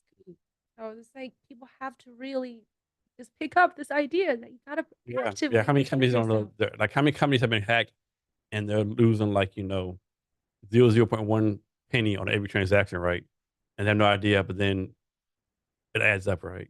And also, like, their data could be poisoned, and then Mhm. their algorithm is poisoned, and their algorithm just gave them very bad, decisions. Do you really trust Yeah. them, or do you trust your actual educated instincts? Like, oh, this doesn't seem right. Yeah. And also, like that interesting case, the person was in Hong Kong, I believe. They lost millions of dollars because fake AI generated people got on a call with him, and then that was their CFO. He believed that's really the CFO, and then his coworkers. Because it only takes like I think it only takes 3 seconds for AI to copy your voice, right? Something insane. Something very, yeah. I think I've seen one of the decks. Like they just take a few sentences you say, and then they can just make it up, and then images, right? So that was the famous case. It's like that's a little crazy. To me, the scary thing is like, you're a grandmother living by yourself, you're 75 years old, you get a call from your granddaughter, hey grandma, this is your granddaughter, I'm in trouble. Uh, I'm in, I got a DUI, I'm in jail. I need you to send me money to this address, everything will be all right. Of course, your grandmother or any, gonna say yes automatically, right? Mhm. And then before you know it, they have access to your bank account and you're Yeah, done. and then your data is on a dark net, and then it's all being showed What's it and called? I used. think called the dark web. Yeah, Yeah. I know this kind of cases really makes me very angry. Just so bad. So I really hope that, you know, technology grows, we also have the safety guards grow with it, Yeah. because you just can't. Like as an individual, there's very little we can do. I mean, there's something basic things we can do, but like on a larger scale, like my data is at a hospital and gets hacked. Like, what am I supposed to do about Yeah. that? I mean, your data's everywhere, right? I Yeah, mean, your data is everywhere. There's some important stuff. yeah. Your banking information, Yeah. Where hospital, your bank. Yeah. education. Come on, those are famous targets. I mean, Like, what? what are Yeah. we gonna Yeah. do? What happens if like your hospital or your doctor stuff gets hacked? Yeah, Or your exactly. personal They found information. all your private information, Yeah. everything, and they can, start target you whatever ways. I don't. Yeah. But what can, like you said, what can you do, right? I mean, Yes, that's why unless you just want to go completely off the grid, right? you can't do that. I mean, you can't be moved. I don't know, Oh, like a cabin in oh, no, Montana, a yeah. cabin in Montana, right? What is the movie called? Enemy of the State? Yeah. Yeah. Yeah. Of Yeah. like Nestor you. Yeah. Yeah. Completely dark in the web, like go somewhere no one knows who you are, or whatever, Yeah, you can't do But then, that. yeah, like everything, like you can't have no cell phone. You can have, I mean, I guess you can have a track phone or a burner phone, I guess it's called, right? But Yes. like how you gonna pay rent? They want it online and stuff. Especially, yes. So we did a little bit of experiment. We went to the mall, went to a lot of places, see how many people still take cash. Mm. A lot of business don't even accept cash anymore. Oh, So if you don't have a, and then you go to a restaurant, you sit down, they're like, oh, here, scan this code. yeah, Want to scan your code. I don't know what can happen. Anything can happen with a yeah, QR yeah. code. Anybody can lace it with something bad and get it on my phone. Oh man, I never thought about that. He's terrible. And just like Oh my scan it. goodness. Like, I don't want to Ah, scan it. Can I see, have a paper menu? It's yeah, like, no, you can't have a paper. I've always been the opposite. Like, I don't know paper in the menu. I want to scan it. I gotta change my outlook on life now. Talking to you, I never thought about that. Oh Oh, sorry. shit, I didn't mean to put fear in your heart. I'm so scared now. No, we're just like so annoyed. And well, it's also because like my husband is in cybersecurity. Uh, So I'm constantly reminded, don't ever plug it, like, don't ever plug your USB directly to any charging device. Yeah, Like, don't do that. yeah. That's the one way to do it. Like, don't scan random stuff. It's like, oh Yeah. man. One thing I do, like I would never like randomly, like I'll randomly join a Wi-Fi, say at Starbucks. I'm just like, Mhm, looking on YouTube, doing some job research, but mhm. I would never, ever, ever like join a random Wi-Fi and do No. and do a bank transaction, right? No, do not do No, that. I'd never Even do that. Starbucks, like Yeah. any of this Wi-Fi's out there, Yeah. like it's not very If safe. I'm just on there like check email, maybe I'll do it. But like do it Well, it's a little dangerous is because it people can send you phishing emails yeah. or I live dangerous like that. But as yeah. far as like doing bank transactions or No, checking credit cards, no, no, no. no. Yeah, But so many people don't know that, right? A most lot, people don't know a lot of that. people think, oh, it's the internet, it's secure. Yes, which is too bad. That's why I think iPhone has this warning. It's like this network is Yep. unsafe. Yeah. Do you want to connect it? Like a lot of people just ignore it Hmm. because I've seen so many, like our own grandparents, constantly receiving all To this phishing me, emails, things, to buy me, Apple credit cards, gift cards. to me, there's a lot of shit people. We have to be the top of the shit people list if you try to scam old people, right? If you're a person like you calling random old, probably there's somebody out there with an email list of like people over 85 years old, 85 years old, live in mother's house, and they're probably lonely, right? And they just want to talk to people. And like to me, you just a fucking shit person, right? I have Yes. a lot of anger towards people Yeah. like that. Is Like, I'm just so like sick I of don't believe that. in death penalty, but for me, the electric chair should be brought to their fucking house. Those are terrible, and You it's hear the stories all the time, like people like, having $1 million in savings, they lose it because, hey, if you send me 100,000, you get this much money, right?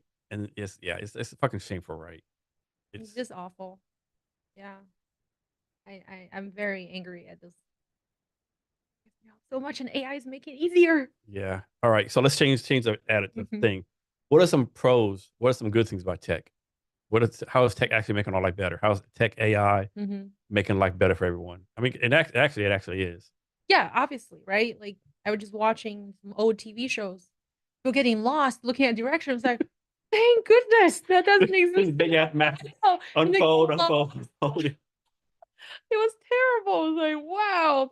And most of the horror movies would not happen if they just had a smartphone or some signal. Most of the horror movies back then, it's not gonna happen, right? So, like, definitely is trying to make our life better, right? Especially like in terms of work. I know that they're trying to remove all this repetitive, boring, terrible work that nobody wants to do. So tech, in a way, I mean, I think it's mostly good. We just have some issues with it that we need to fix. That's just Here's one for you. People don't think about this. I just thought about it. Can you imagine how much work got better, how much work improved with copy and paste? Just something simple as that, right? Just copy and paste. yes. Instead of like, just since like people back in the day were like, type, type, type, type, type, type, type, type, type. I just cannot believe that's like, how is that even It's pretty possible? recent, right? It wasn't that long ago. Madman had When that. yeah, when like people like, like even the computer like print something up, type something up, print off, type it again. How much money has been saved with the simple thing of copy and paste? It has to be immeasurable. Yeah. Something So as simple as that. definitely, think about technology is like, a lot of people are like, I want to go back in time. If Fuck you. Fuck you. I need penicillin. Like, no, I'm not going back. Oh yeah, like you have people like this is like off subject. You have like environmentalists like I want to go back, where there's no gas, no cars, whatever. Do you really want to go back to the 1800s where it's like you got to shit outside, cold showers, like do you really want The that? guy got a rose, second Exactly. finger and he died. Yeah, Like, exactly. I mean, Or you get bit by a mosquito, you die from malaria. anything, just die all the time. We're just walking pieces of steaks into nature. Yeah. Like, No, I'm happy right now. yeah, I'm happy about technology. But Yeah. yes, I mean, no cars or gas. That could be better. I mean, if we have better energy source, Yeah. Yeah. I'm all for it. Mhm. So, but yeah, I mean, living in Seattle, I'm a little skewed. I love tech, right? But Yeah. I do feel like a lot of times also tech make us slaves of the tech. Yeah.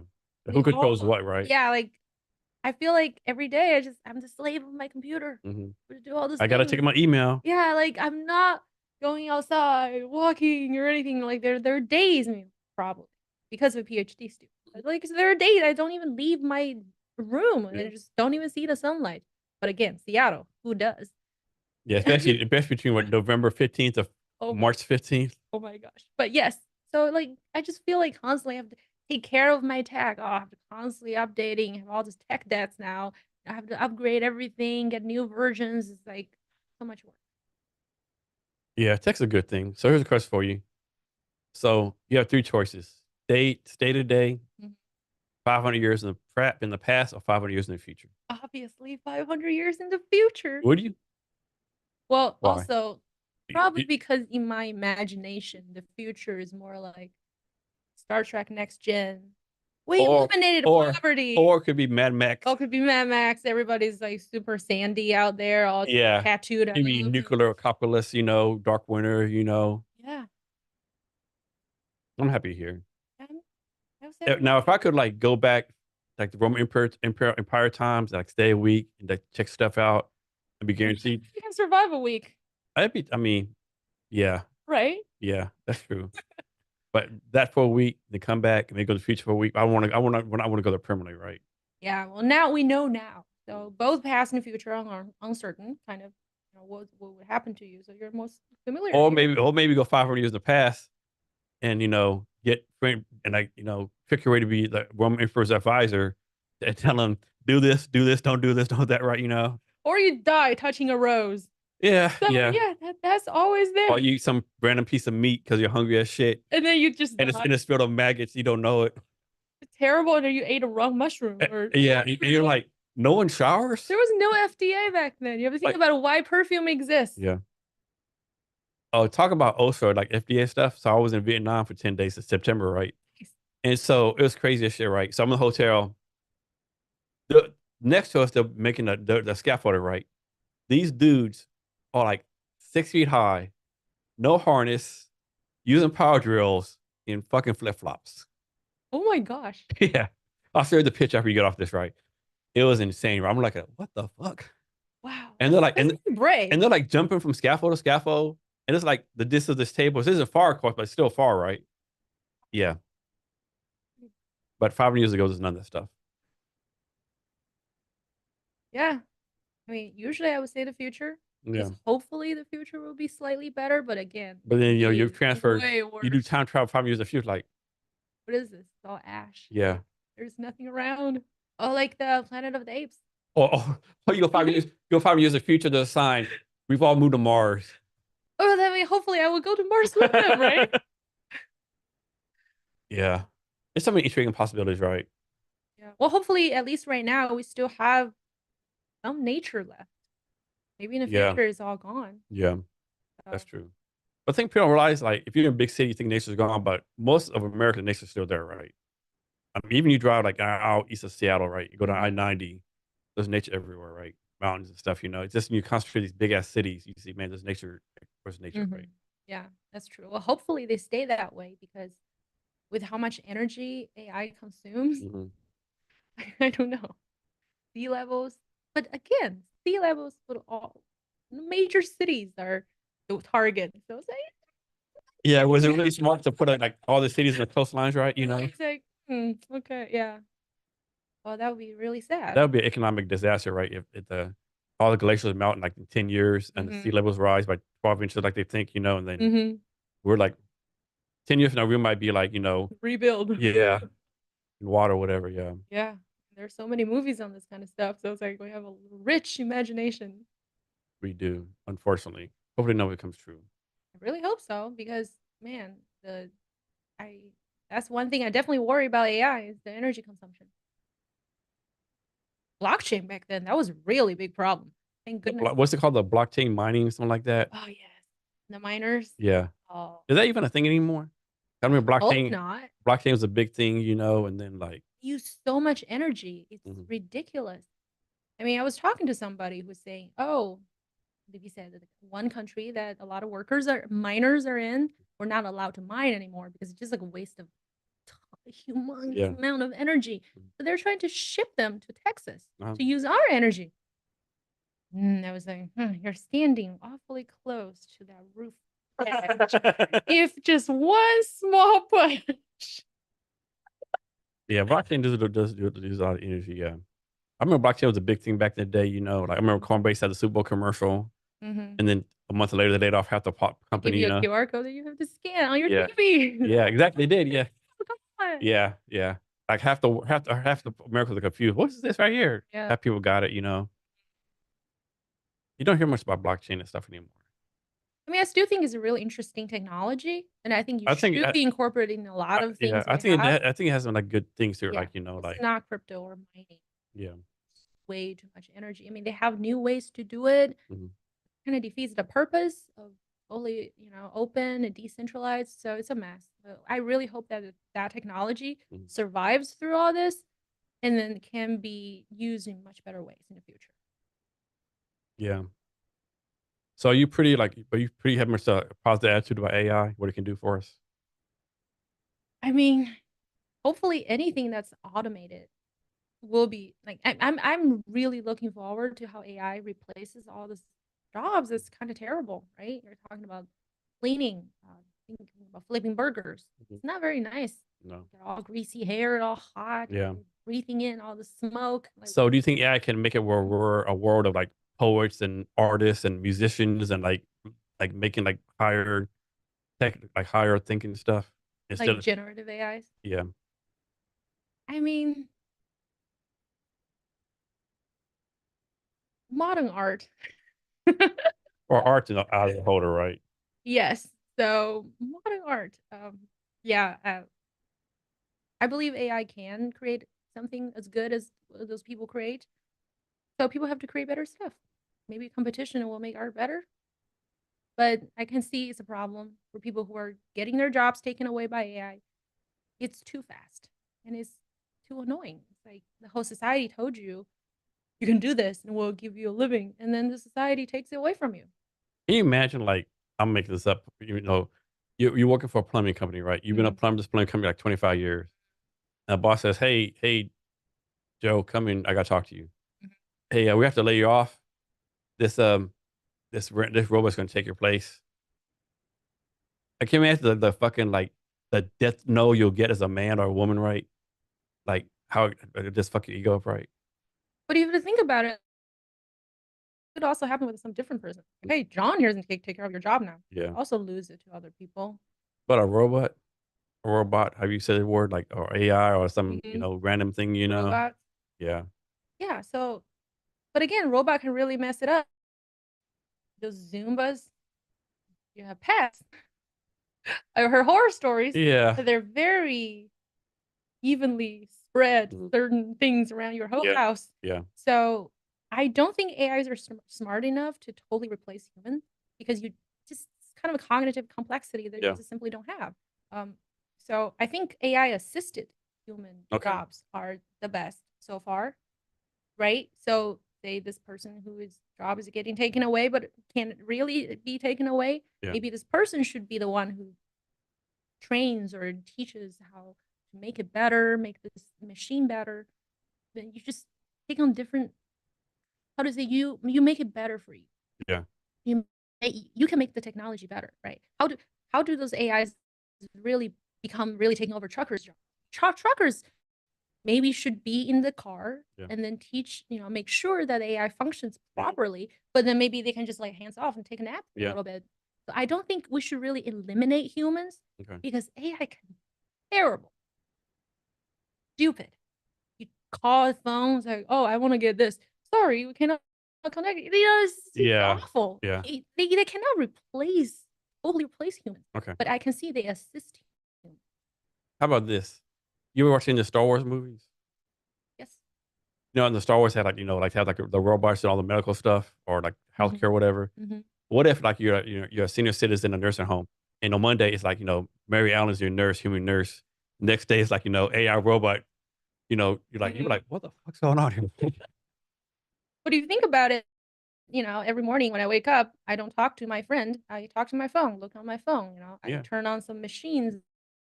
A lot of people out there, coffee machines, teas, whatever.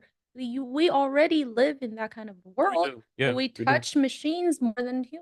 human. So, Like how many of us have like we don't like a one-on-one human interaction, mhm. seeing face to face, right? This is very rare. Yeah. It's Most of the always like podcasts, yes, FaceTime yeah, or talk to this. like it's through a tech balance, tech enabled whatever app So technology, yes, it brought us easier to communicate, but then we also are no longer together anymore, right? Humans back then, that's why you look at those TV shows. It's always a group of friends who constantly hang out. It's like super popular because we no longer have that. So is that a good thing or bad thing? Not being able to talk in person. I think it's a bad thing. I think it's bad. But then again, like I'm an introvert, right? So like I hate small talk. So maybe I do want to talk on FaceTime. Just I don't know.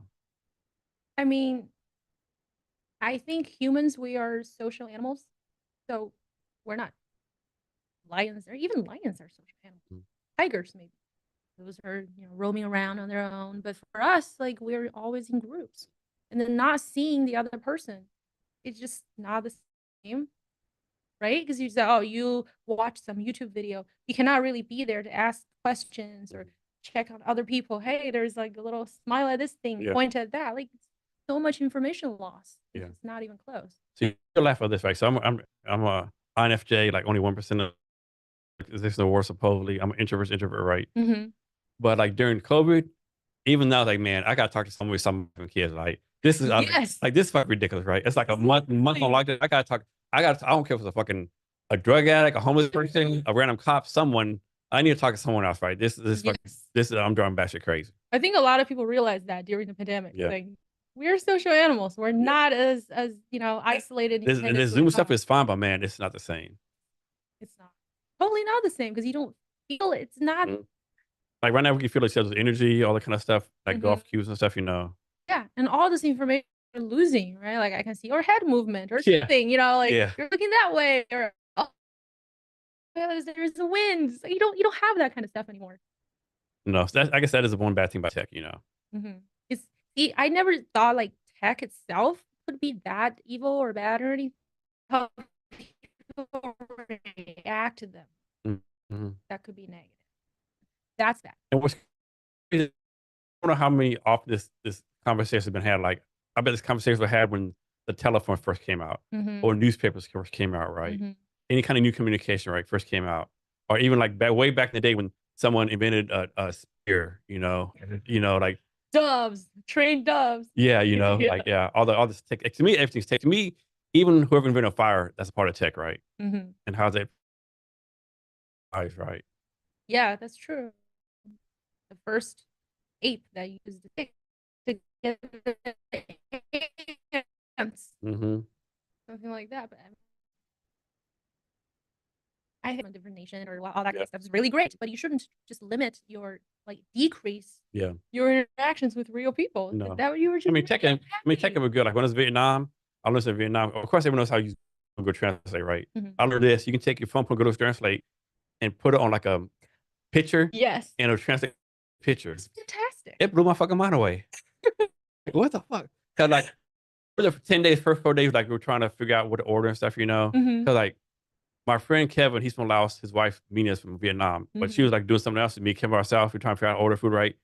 And by accident, he figured out how like, oh shit, this translate. We do a picture, like a totally different experience. I know, really amazing. And then also text messages. I can text whoever I want because the iMessage you can translate the information like immediately, so I can text whoever I want. It doesn't matter anymore. It's fantastic. I love it. But unfortunately, some fucked up people take advantage of it, right? It's always been like this the beginning of time. I almost thought like human society is 49% bad people, 51% good people. Yeah, you're right. A little more of good people keep us going. Yeah. But of course, hopefully there will be more good people, bad people. Yeah. So next, if you let's suppose you start your own AI company, right? What would you focus on? Well, giving my background, probably if I start an AI company, we will start on AI safety and security, which is what I mentioned before. A lot of people were using a lot of, providing data, using products without knowing what's safe. So just to give people that basic walkthrough, right? AI for dummies, something like that would be really helpful and really can protect people from a lot of things. I was even thinking about the book title would be like, how to protect grandma, right? Like, I mean, that's a great title. Think about it.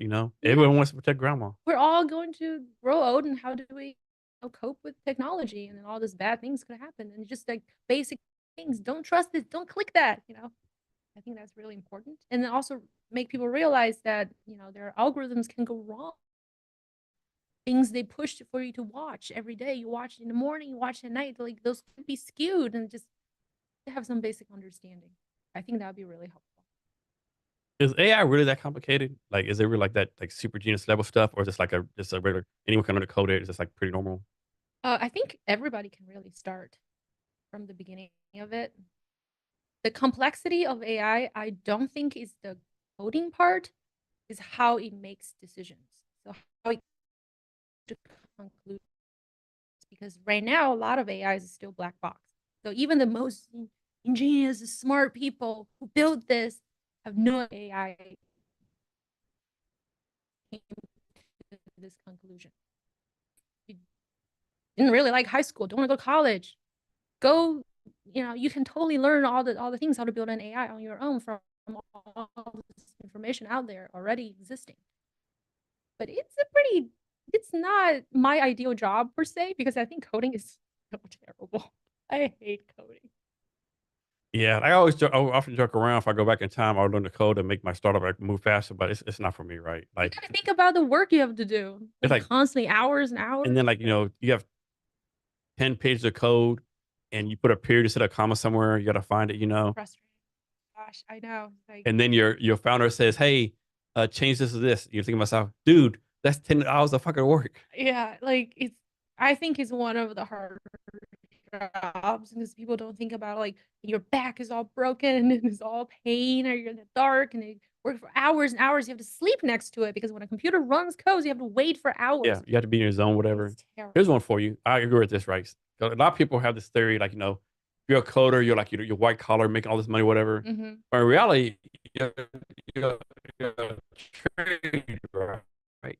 Because, you're doing the same thing over and over. You're doing the same thing over and over. You're coding, you're doing this, you're doing that, right? It's like you're a plumber, electrician. You basically do the same thing over again. But because they make so much money, people think they're white collar. But no, you're actually blue collar. I don't think so, because there are a lot. I mean, if you think about it, very, very beginner makes what, 70K here? If you can get a job. Yeah, if you can get, sure. But like there are people who out there who do so-called blue collar jobs that actually make a lot more. Yeah. You're right. Yeah. right? I mean, truckers make 100, 150K. Yeah.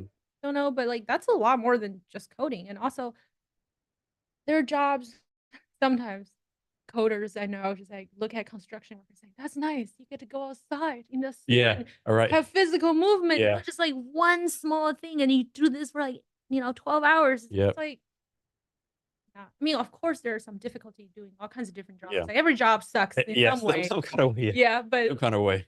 but Some kind of, sometimes when you're coding, you're just like, man, this is a lot. and then you're like, you get no feedback really, only feedback you get if your boss, this is wrong, you know. Yeah, and You're supposed to deploy this 2 days ago. What's going on, right? it's terrible. I'm paying you $125,000 a year. What do you mean you need sleep? So I mean, yeah, I think it's really nice because it's a low entry barrier. Yeah. So anybody can do it. Mhm. And it's not that difficult to pick it up. No, I mean anyone from 8 to 80 can learn it, right? Yeah, exactly. Like grandmas can learn Yeah. how to do that, no problem. YouTube.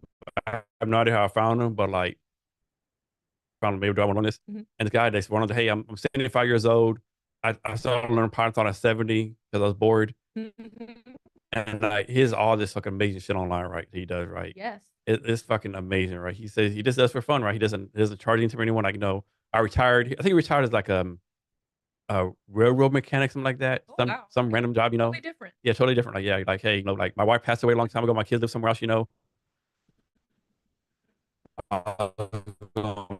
That shit crazy. I don't want to hang out with the old home with all these, like, I talk to like young people all the time, right? Yes. I thought it was so fucking cool, right? You have to learn. This dude fucking 75 years old. Now I'm retired or I have a midlife crisis. Well, if you want to learn French or Russian, Yeah. why don't learn Python? Yeah, or piano, whatever. Or whatever language you want to do. I just thought it was so cool. Anyone 8 to 80 can learn it. Yes, exactly. There's no like physical limitations. Yeah, that's the thing with technology. You can actually do it. You just start doing it right now. You want to learn coding, you can learn tomorrow. Yeah, I'm a really big believer in that. Well,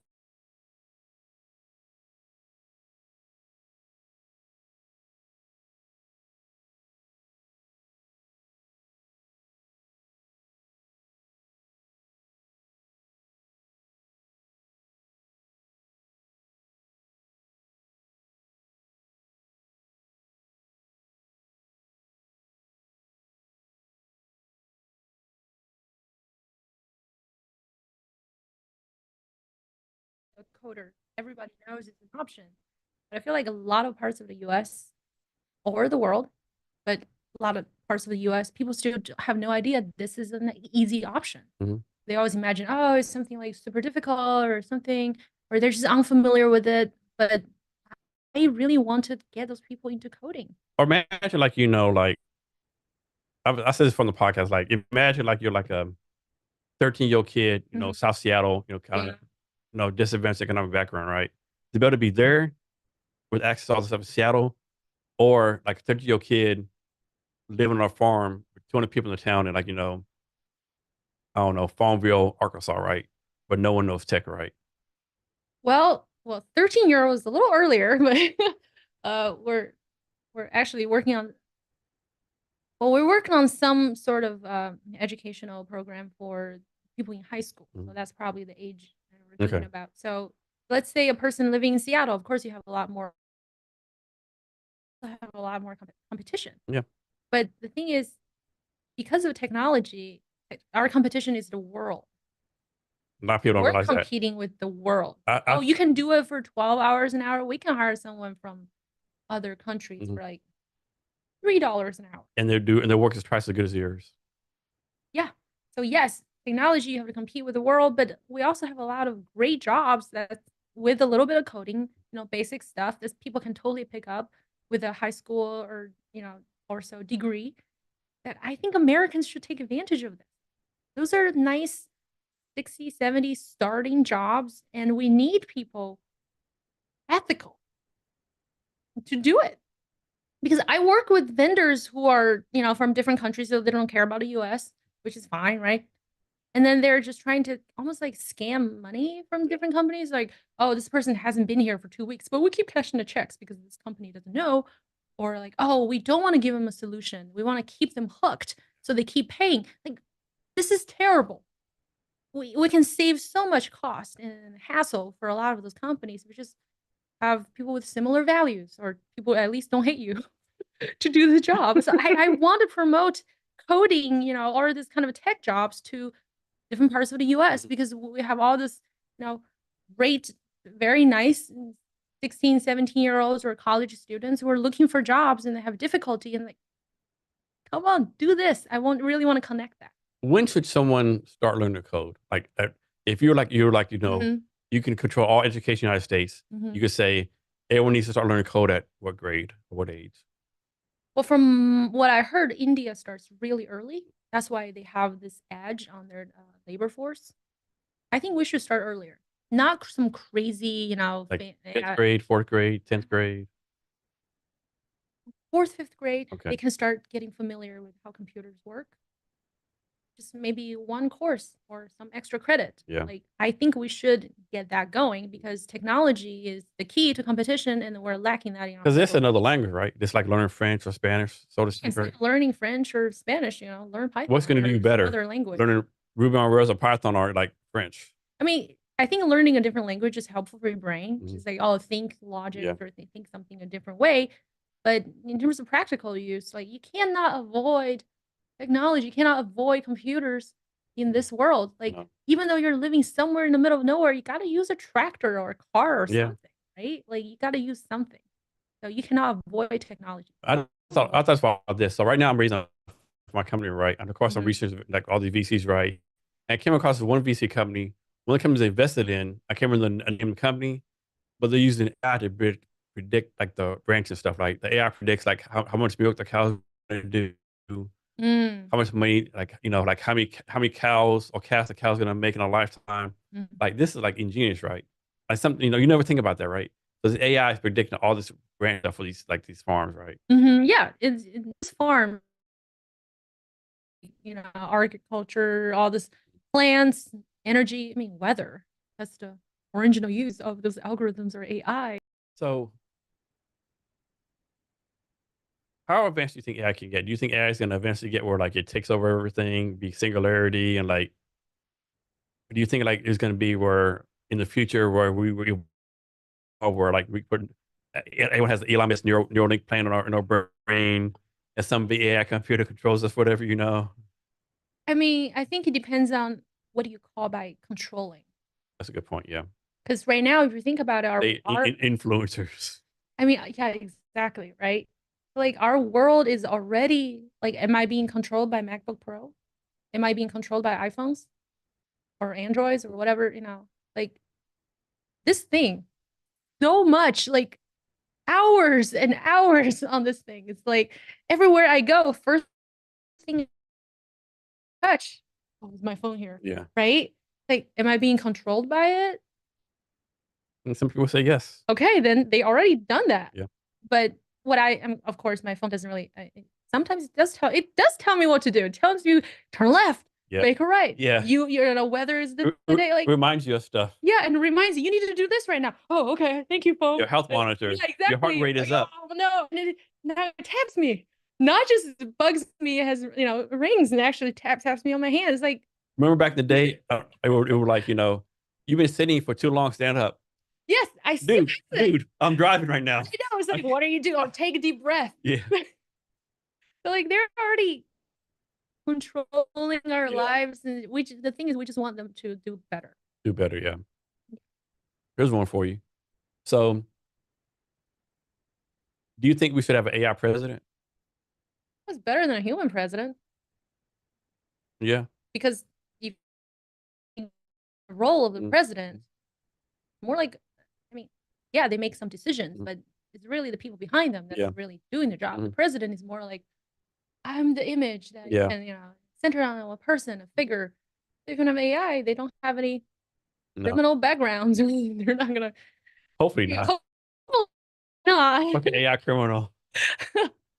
Yeah, so, but again, I understand humans, psychologically, we want another person to follow, to feel the connection. Yeah. So I actually feel like a lot of jobs will become more valuable as AI takes over a lot more jobs because people then crave this human connection.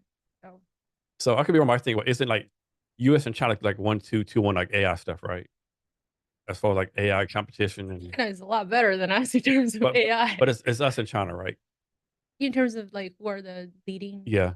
countries. There's some good stuff in Europe, but yeah, So if just single nation wise, the question was who's like third? Like what's a country out there who's like really do some AI stuff that no one really knows about?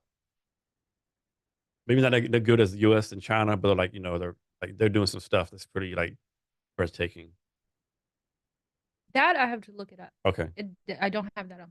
So But U.S. and China are like the two big players. So bigger countries yeah. too. So I'm guessing you don't really find a lot of AI innovation like El Salvador or like Uganda or Oh, I mean, there's some. We actually, I mean, at least from what I know, Microsoft hires a lot of Latin American or South American yeah.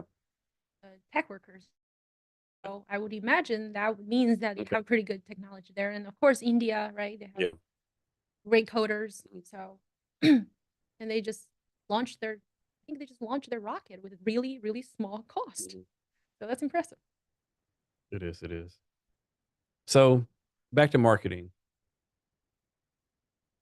I'm guessing every company needs a marketing strategy, but how do you determine a marketing strategy, right? Something should a CEO founder or no say, hey, marketing guy, you're the expert. Whatever you say with marketing, you do it on your own, or should it be like a collaborative effort between marketing, sales, tech, whatever.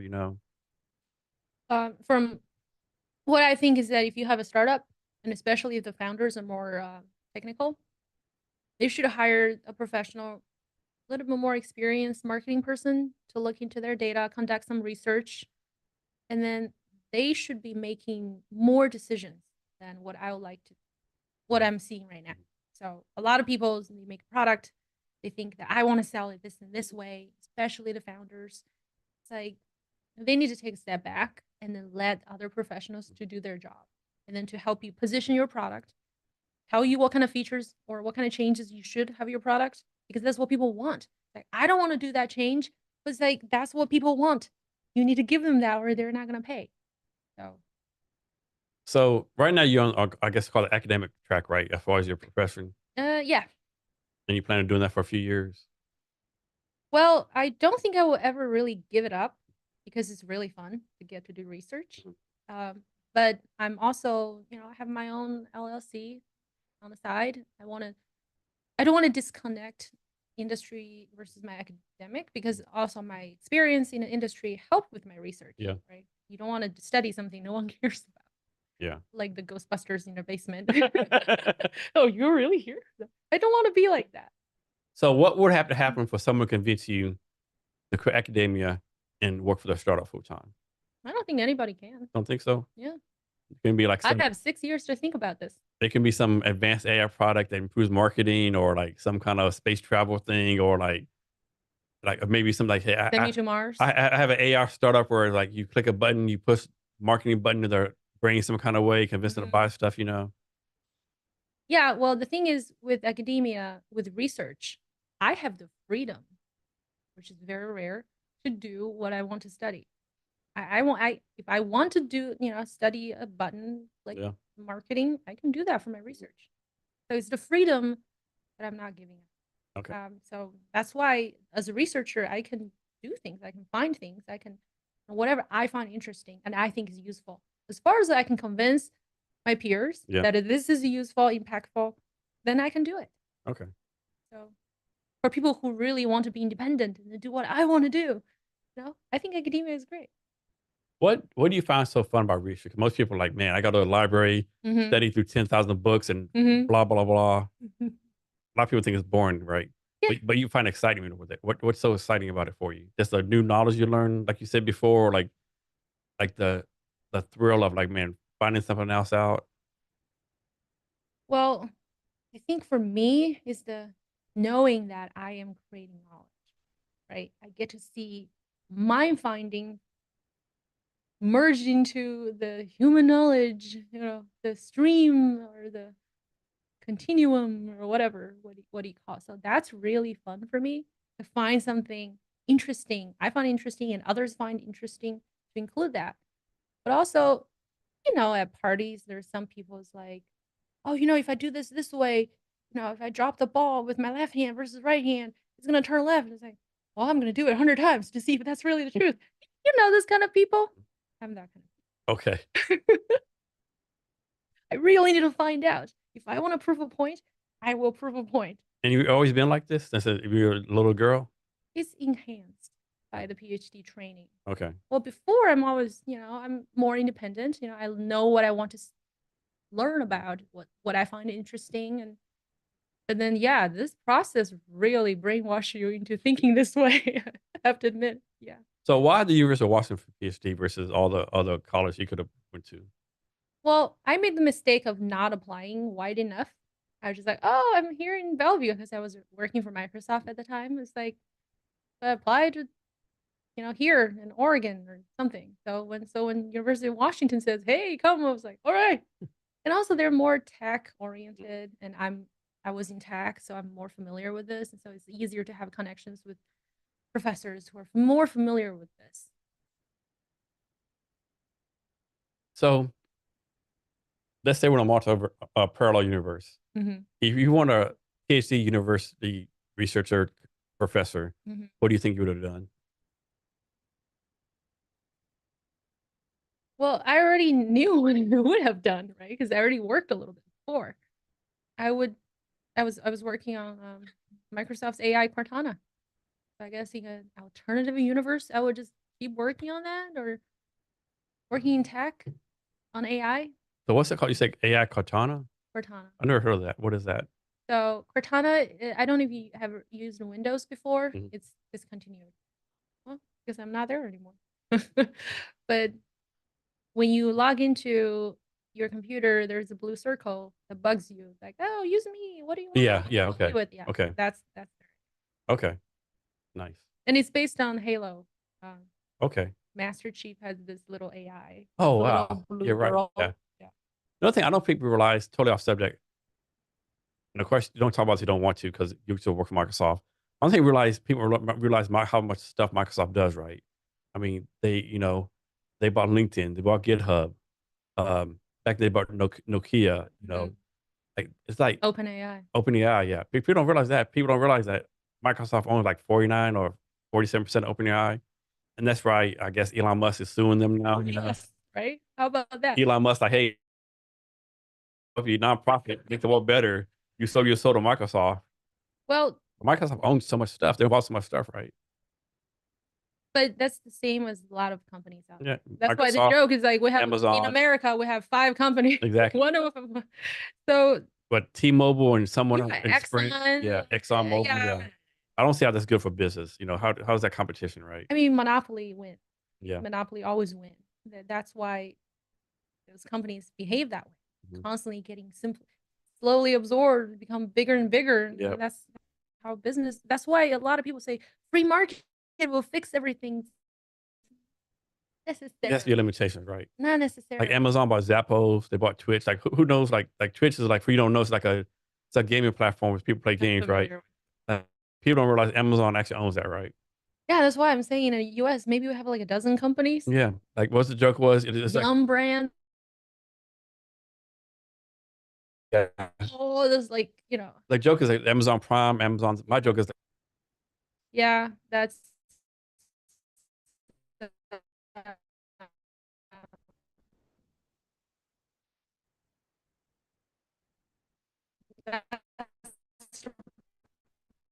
see that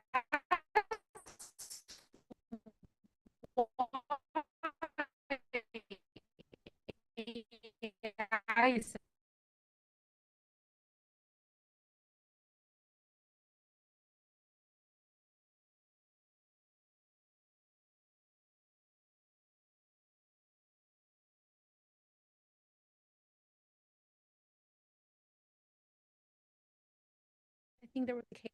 So it's like, can you really trust them? you can't. Not But really. then how you gonna live life now, right?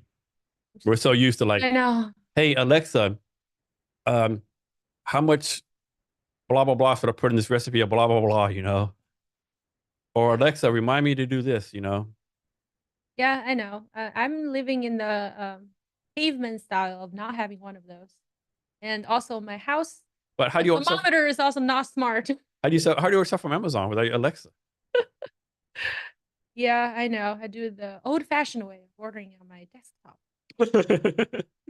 Living so primitively, living like a primitive person. I know. I feel so, Back in the yeah. you're a 1990s person. I know. I'm like, holding a torch and like, my way. Yeah. So someone gets a PhD is like, do you have to like do certain kind of classes once every 5 years, 4 years to keep PhD, or once you have a PhD, like you just keep it no matter what? Like, is there any way for someone to lose your PhD? I don't think you can lose your PhD. I Once you have a mean, PhD, you always have, no matter what. how much you have to work for Yeah. it. So no matter what you might say or what do, or like suppose like someone has a PhD and they go like, murder 10 people, or they like say something really racist, or like, Same as a bachelor's degree okay, or a master's once you have, degree, you have right? it. Once you're an MBA, no matter Okay. how evil of a CEO you become, you're Okay. an You have it. MBA. Okay. All right. But I'm guessing the difference is like if you're an evil person, that college that gave you the degree might want kind of distance themselves from you. you know, like, no, Jason Cabs did not graduate from this university. Yeah, We just own we him. eliminated his name. We just own him. We took off all records from him. Yeah, and from comic books, you can imagine a lot of bad people actually have PhDs. Yeah, you're right. Yeah. Or is the other way around? Maybe Yeah. PhD drive you mad. Oh man. They're all doctor something, Yeah. professor Dr. something, Doom. all those. Yeah, Hmm. I can see that. Because after this whole process, I can see that. Yeah.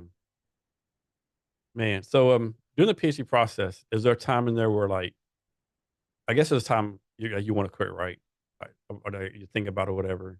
Like, man, what am I doing? Like, was it like your own personal like perseverance that your parents said, "Hey, keep on going"? Was your advisor, "Hey, Evie, Mhm. you something's wrong with you, right? Come talk to me." Like Evie, like there's something wrong. You're not, your upbeat self, right? Or is it a matter of just like in the army, you had to say like, suck it up, right? Just had to suck it up and keep on going. Well, for me, I think other people probably when we discuss it all the time with like different PhD students. Oh, should you continue? Should you do something else? Or how much pain's really causing you? But for me, I never thought about quitting, but it's very difficult. This isn't how you're built, right? Yeah, it's just like maybe I'm a little tunnel vision, but like I just want to get. I want this. I know I want this. I really like it, and it was really difficult in the first couple of years. But it's just constantly you're facing criticism after criticism because that's what academia is supposed to be, right? People tell you, "Oh, this is not right. You're not supposed to do this." And So my you got to have some kind of mental strength, right? yeah, Mental exactly. strength, a thick skin, emotionally Yeah, strong. yeah, definitely. You cannot because a lot of people imagine, oh, we're all top A students or whatever. Like we're straight A. No, we can't accept. But that really gets beat out of you during this whole PhD program. You can no longer have that kind of like ego or pride or something. You have to just be like, this is what I want to do. Mhm. And my advisor, probably, I would say, yeah, definitely the reason I'm still alive. I was a joke is because of him. Yeah. So, a good advisor will give you support and help you through things. And if you don't So have that, it's very difficult. I wonder if some advisors take the mentality of, like, I need to have weight, or some advisors take the thing like, I need to make sure my students are as strong as possible, so I'm gonna fuck with them as much as possible, make them quit. Because if they quit, they're not mentally strong enough, and they don't deserve PhD. You know? I'm not sure. So I think maybe other people have that kind of mentality. It's like, oh, we gotta make it strict. Yeah, The UW program is actually our program is famous for being very tough. Like people joke about being the UW meat grinder. yeah. So So UW does have a very, very good. it's I mean, high they have. standards. They have supposed to have the best computer science, the best human centered design program, one of the best business programs. Mhm. UW has like a outstanding like reputation. Yes, exactly. And then that comes hand in hand with making this process a lot more, difficult. Like very, if your advisor has that mentality, I don't think you can You can survive. survive. Yeah. No, your advisor is kind of like your Okay. parent. You're right. So this might be an unfair question, but like, let me ask this: during your, you said that some people quit during your time there, right?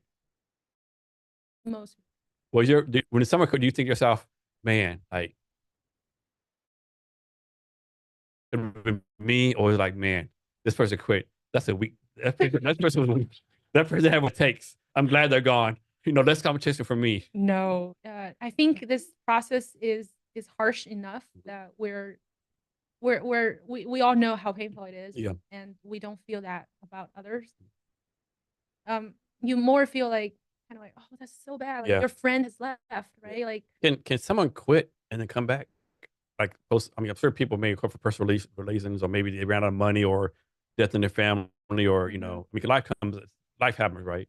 Can you? Sometimes maybe because if you know you're coming back, it's like, oh, I really have to leave for Mhm. this. I don't know if that's doable. Okay, I guess they might have I've to start from the beginning.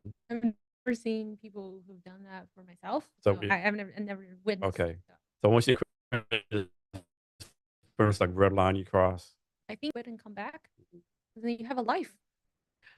Why would you want to live this life again? Yeah, like I have freedom now. Yeah, I know. So I have freedom, like a mental health, I or can go out, I can go out eat with my spouse every day. or like I'm not feeling I'm so terrible and then the stupidest person in the world every day, Yeah, something like that. man, I actually enjoy binge watching Game of Thrones Yeah, it's like I versus doing research. in the room. Yeah. That's funny. Is there how many? You happen to know what percentage of population in either the United States or the world or whatever is actually has PhD? I think I think some that's just people small. try to, calculate. I think with like reputable Mm, schools, maybe less than 1%. mhm. But you have to think about it. PhD, they also included, art history, English literature. I'm kidding. No, no, she's not. Yeah, so maybe 1%. But what's the joke? Or you're like, playing. We need a doctor. I have a PhD in artist. No, no, no. Chest down. Art history is it?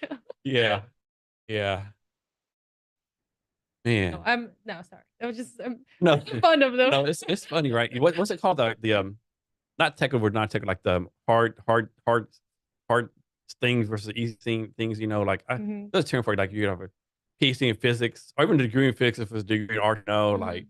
a liberal arts and like world science. It's something they call it. I can't remember. Oh, But Sheldon Cooper in yeah, Big Bang Theory. yes, Geology is not the real yeah. science. Which I mean, I think geology is. He's like some of liberal art. Yeah, there's no way you're smarter than me. Than me. Yeah, there are a lot of jokes, and then also econ people make fun of us. It's like, Hmm. oh, you're just taking our econ theories and use it for evil.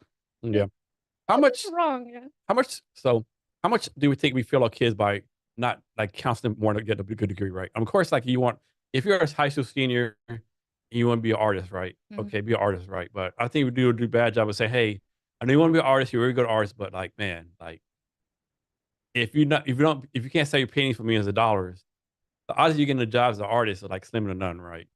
Yeah, Or yeah, or it's very. I like think the rate of yeah. success. And like I'm a big fan of like liberal arts degrees. I think liberal arts degree is actually a good thing, right? Like, you learn all that Oh, stuff. you definitely need those knowledge. Yeah. I took those classes too. But if you're trying to get a job as like, marketing person and you compete like marketing people, you probably lose that every time unless you can do a good job convincing yourself, right? I just think there's so many degrees out there where like people spend like hundreds of thousands of dollars and like they have a Yeah. degree in like, all degrees are valuable, don't be wrong. You learn stuff, right? But you have a degree in like, I don't know, language arts of like It's Civil harder. It's Civil War harder to era, get jobs. yeah, versus a basic business degree. I mean, I do think that people should.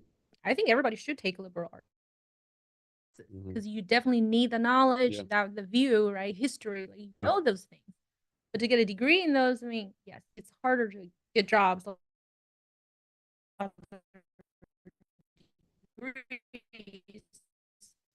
But then again, like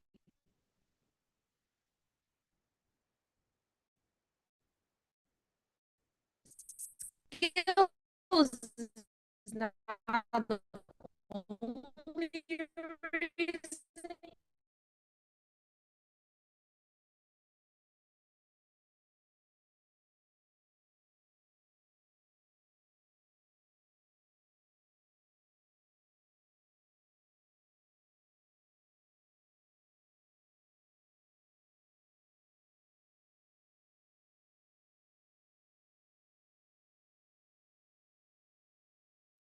A contractor, Mhm. build houses, right? How do you know that's what you really want to do in high school? That's a very early on to Yep. to pick up a profession that you probably don't know what's, there could be other options out there. Yeah. And university is where you find out this kind of options because it has Yeah. all the things possible. You get to talk to anybody you want, and then and then you find out what you really like and what you're really good at. Here's one for you. Like a lot of people, they know really early on what they want to do, right? Some people don't. Mm-hmm. So Kobe Bryant, right? He knew this is 8 years old, but basketball player, right? Mm-hmm. Is that because that's what he really wanted, or because his daddy was an NBA player, right? I mean, you have to think about it. As a person, you only have this much information at any given stage, right? Like your, I mean, sure, if your father or your parents do a certain job, and you're more familiar with it, so you have an edge compared to other people. So what's wrong with taking on this advantage? So it's like, as far as people know that they have the option, I think the worst part is that you didn't know you could have done it easily. That's the sad part. Like, oh, I didn't know if I just, go to a different classroom, I can be a I mean, marketer. Kobe Bryant could have been the greatest scientist of all time. Yeah, exactly. It was like, if you know what you have, if you know all your options, then that's great. What I'm afraid is that you don't know you have the option. You could easily become someone else, or you could easily found your passion, but because of some stupid reason you didn't. That's what I'm worried about. But as far as you know your options, go for it. I mean, it's like, Michael Jackson, one of the Mm-hmm. greatest entertainers of all time, greatest dancer of all time, greatest singers Mm-hmm. of all time. His father made him start doing entertainment at age of 5, right? He had no other choice. He had no other life option, right? He had to be an entertainer, right? I mean, yeah, for a lot of people who push their children toward one way or the other, it's really eliminating the child's option. But again, a game theorist, you look at things both ways, Uh-huh. right? You have to say, but on the other hand, they were also given a direction, and then they are way more efficient in terms of reaching this goal. Mhm. Where for me, like I tried all kinds of different things, the waste of my time, right? But was that Michael Jackson's goal or Joe Jackson's goal?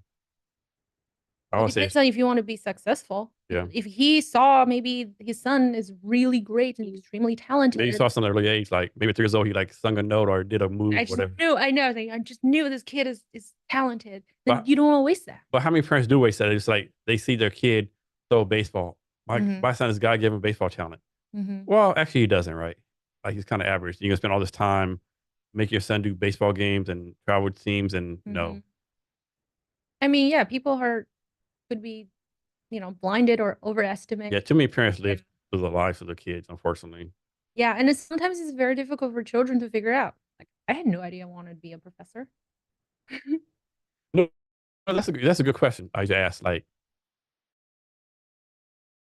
I'm gonna pretend you didn't say that, right? Yeah. So, most people young, like a little kid, right? They want to be a superhero, Mm-hmm. maybe a fireman, whatever case may be, music What's stars. yours? Most people don't want to be a professor. What's yours I as want a to be kid? I want to be president of the United States. I was really big in politics. Actually, that's actually more realistic. I was really big into politics. I read all, I knew all the history of presidents. I knew about Mm-hmm. wars. I knew all that stuff. Yeah, See, yeah. I mean, I would think somebody wanted to be a professor as a kid, I mean, it's right? not common though, right? How about scientists? Scientists, yes. Yeah, sure. Scientists, yes. Yeah. That's similar. Scientists, yeah. Yeah. I mean, scientists is just, how do you become a scientist? You're a professor. You're a research You professor. gotta be curious. No, that's how a scientist, like, you get hired at those kind of institutions and you do research and then teach a little bit. Just a little bit. Just a little- But it's really, actually, I don't know if I should say this, but a lot of times, if you don't do enough research, you have to teach more. So it's like, either way, it's See, punishment. I don't know. See me, I mean, I guess I'm different. If I was, Mhm. I'd be a chief professor. Me, I think I'd be like adding more value, Mhm. teaching kids and affect the Really? lives. Yeah. Okay, yeah. So a lot of the professors actually, research is their number one. Mhm. Teaching is not as much because you're hired as a research professor. So, So if we're thinking about tenure track professors, actually teaching is not their main job. okay. Conducting So, scientific research so when is we their 10, you main job. gotta do research. Yeah. I always thought you had to teach. You do have to teach, Okay. but that's not the main part. Okay. So like you focus on research, you come teach kids like fuck them kids. But when the kids want to be scientists, how do you become scientists? Like, we go Yeah. to universities. But yeah, sure. Technically, we're STEM. Okay. So you go to universities and you kind of research and you teach a little bit Yeah. on the side as the requirement Yeah. to share your knowledge, and then to Yeah. not be the creepy guy in the basement. Yeah. I guess I would make a terrible person hiring professor. My thing, if I was hiring a professor, I would be more impressed by people who said, "Hey, I'm gonna teach kids. I'm gonna do this for kids," versus someone saying, "Hey, I'm gonna do this 100 hours of research and prove this theory." Right? I'd be more impressed, like how you can take these kids, how you gonna take these 80 kids and improve their lives and add value to them. We would Oh, like to take. okay. I mean, they have like instructors, lecturers, right? Teaching professors. Those jobs are more focusing on teaching, but the research, where do you go research? Yeah. Universities, Yeah. right? That's who they. That's where scientists are. A lot of. So, in order to do research, someone has to give you a grant, right? You have to get funding to do the research, right? Luckily, not for business. You don't? Okay. That's why it's super lucky. Okay. But other, I think most of those places you have to get funding, you have to apply for grants. Okay. Okay. So, this totally out know your field, right? But I suppose you have to get funding, right? Mm-hmm. I mean, how put this? How much suppose you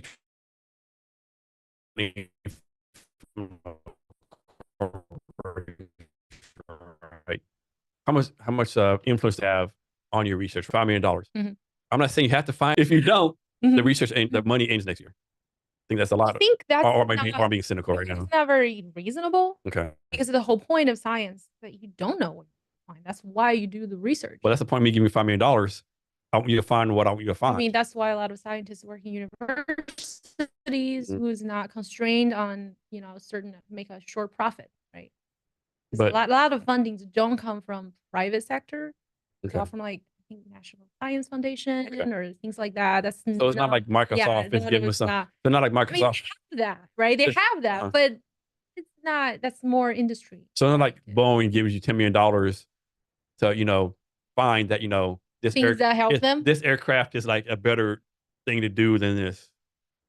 I mean, I think, yeah, I think a lot of people like you, and then you lose your scientific integrity, and your research isn't. And to me, I would think if you're a scientist and you lose integrity, you're done, right? I mean, Yeah, then it's not much. you might as well go Yeah, start. no, who's gonna trust you? Yeah, Right? you might as well go to Wendy's, start flipping burgers, right? Who hires you next? Like, we don't even trust your all the things you produce. Then Yeah, I who's have gonna to hire imagine you? integrity has to be like the number one thing for a scientist. It's like, Yeah, because you lose it, then there's no value. No one can trust whatever you have anymore. So then, what's the point? so I was talking about earlier, difference between Harvard University versus North Dakota or Institute State. Mm-hmm. But is there a difference between we'll say getting a PhD at a reputable college in the United States versus like a college in a third world country? Or do this I is mean, this is my from my ignorance. yeah, Do third world countries even have PhD level colleges, or is it all based like in the big countries? I think it's definitely fewer because the United Okay, States has the highest number of universities or PhD granting because so institutes. many other citizens of other countries come here, Mhm. right, for Yeah, they PhDs, all right? come here. And then Like, also PhD is, at least for marketing, is funded. mhm, So people can apply, like people get accepted from all over the world. yeah. I mean, I could be wrong. Like, I know hundreds of people coming to the United States for college, Mm-hmm. like bachelor's, master's, PhDs. I've never heard of one person going I don't know, England or Russia or China to get a PhD or a college degree. Or you get a PhD from those countries. Yeah, I mean, they have I'm sure. I'm they sure have I'm sure it universities, happens, but just in terms of sheer number, and yeah, also we are in the U.S. Of yeah, course, the people we hear more, yes, they true. stay here, right? Yeah, Like because people got a yeah, PhD from Russia, yeah, probably stayed in Russia, so we don't meet them. yeah, yeah. I know University of Washington has a lot of Asian influence, right? A lot of international Asian students. I think because of the location, is Easy one's flight. direct flight. Yeah, easy flight. So I think at least in our cohort or our program, we have quite a few people from China, Yeah, Korea. We also have people from India, yeah. Iran. Hmm. So, and also a lot of times, if the country is in distress, there is a brain drain, Oh yeah, and yeah, they come in. yeah. And we So, take advantage of it. I mean, yeah, and also, why not? People want to come here. It's all voluntary, right? Yeah. And also, that's why there is a joke. Is that if you look at people PhD, and then where they're from. Usually that's the year that country is in trouble. Yeah, you're right. Yeah. Because then they're it's the smart people leaving. Mhm. That's not That's why they're really. smart, right? They see the writing on the wall. Yeah, oh, that's a good point. They get to see, oh, there's some trouble, so I'm leaving. If I stay, I might be locked up, a couple years, right? Yeah, I know. That's because you never know what's gonna happen with the whole nation that's in I distress, mean, like right? way back in the day, World War II, all the smart German scientists left Germany and came here, right? Yeah, exactly. All those great Jewish scientists Yeah. who left and I say, mean, yes. they built the nuclear bomb for us instead of for Hitler, right? That's true. So you get to see, like, whenever you have this surge of PhD people Mhm. from certain areas, Yeah. like usually that means that area was in trouble. So kind of like a joke. Yeah. You It is. It is. Yeah. Um, how do you find someone being smart? Is across the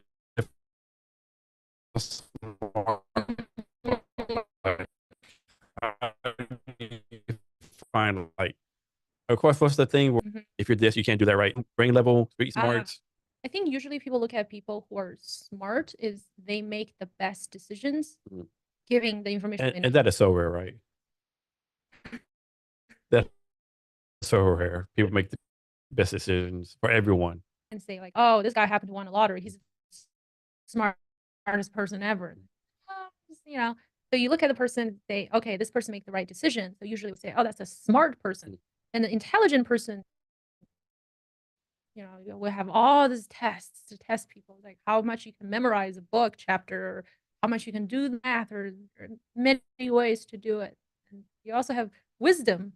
Somebody's wise. There's so many different ways.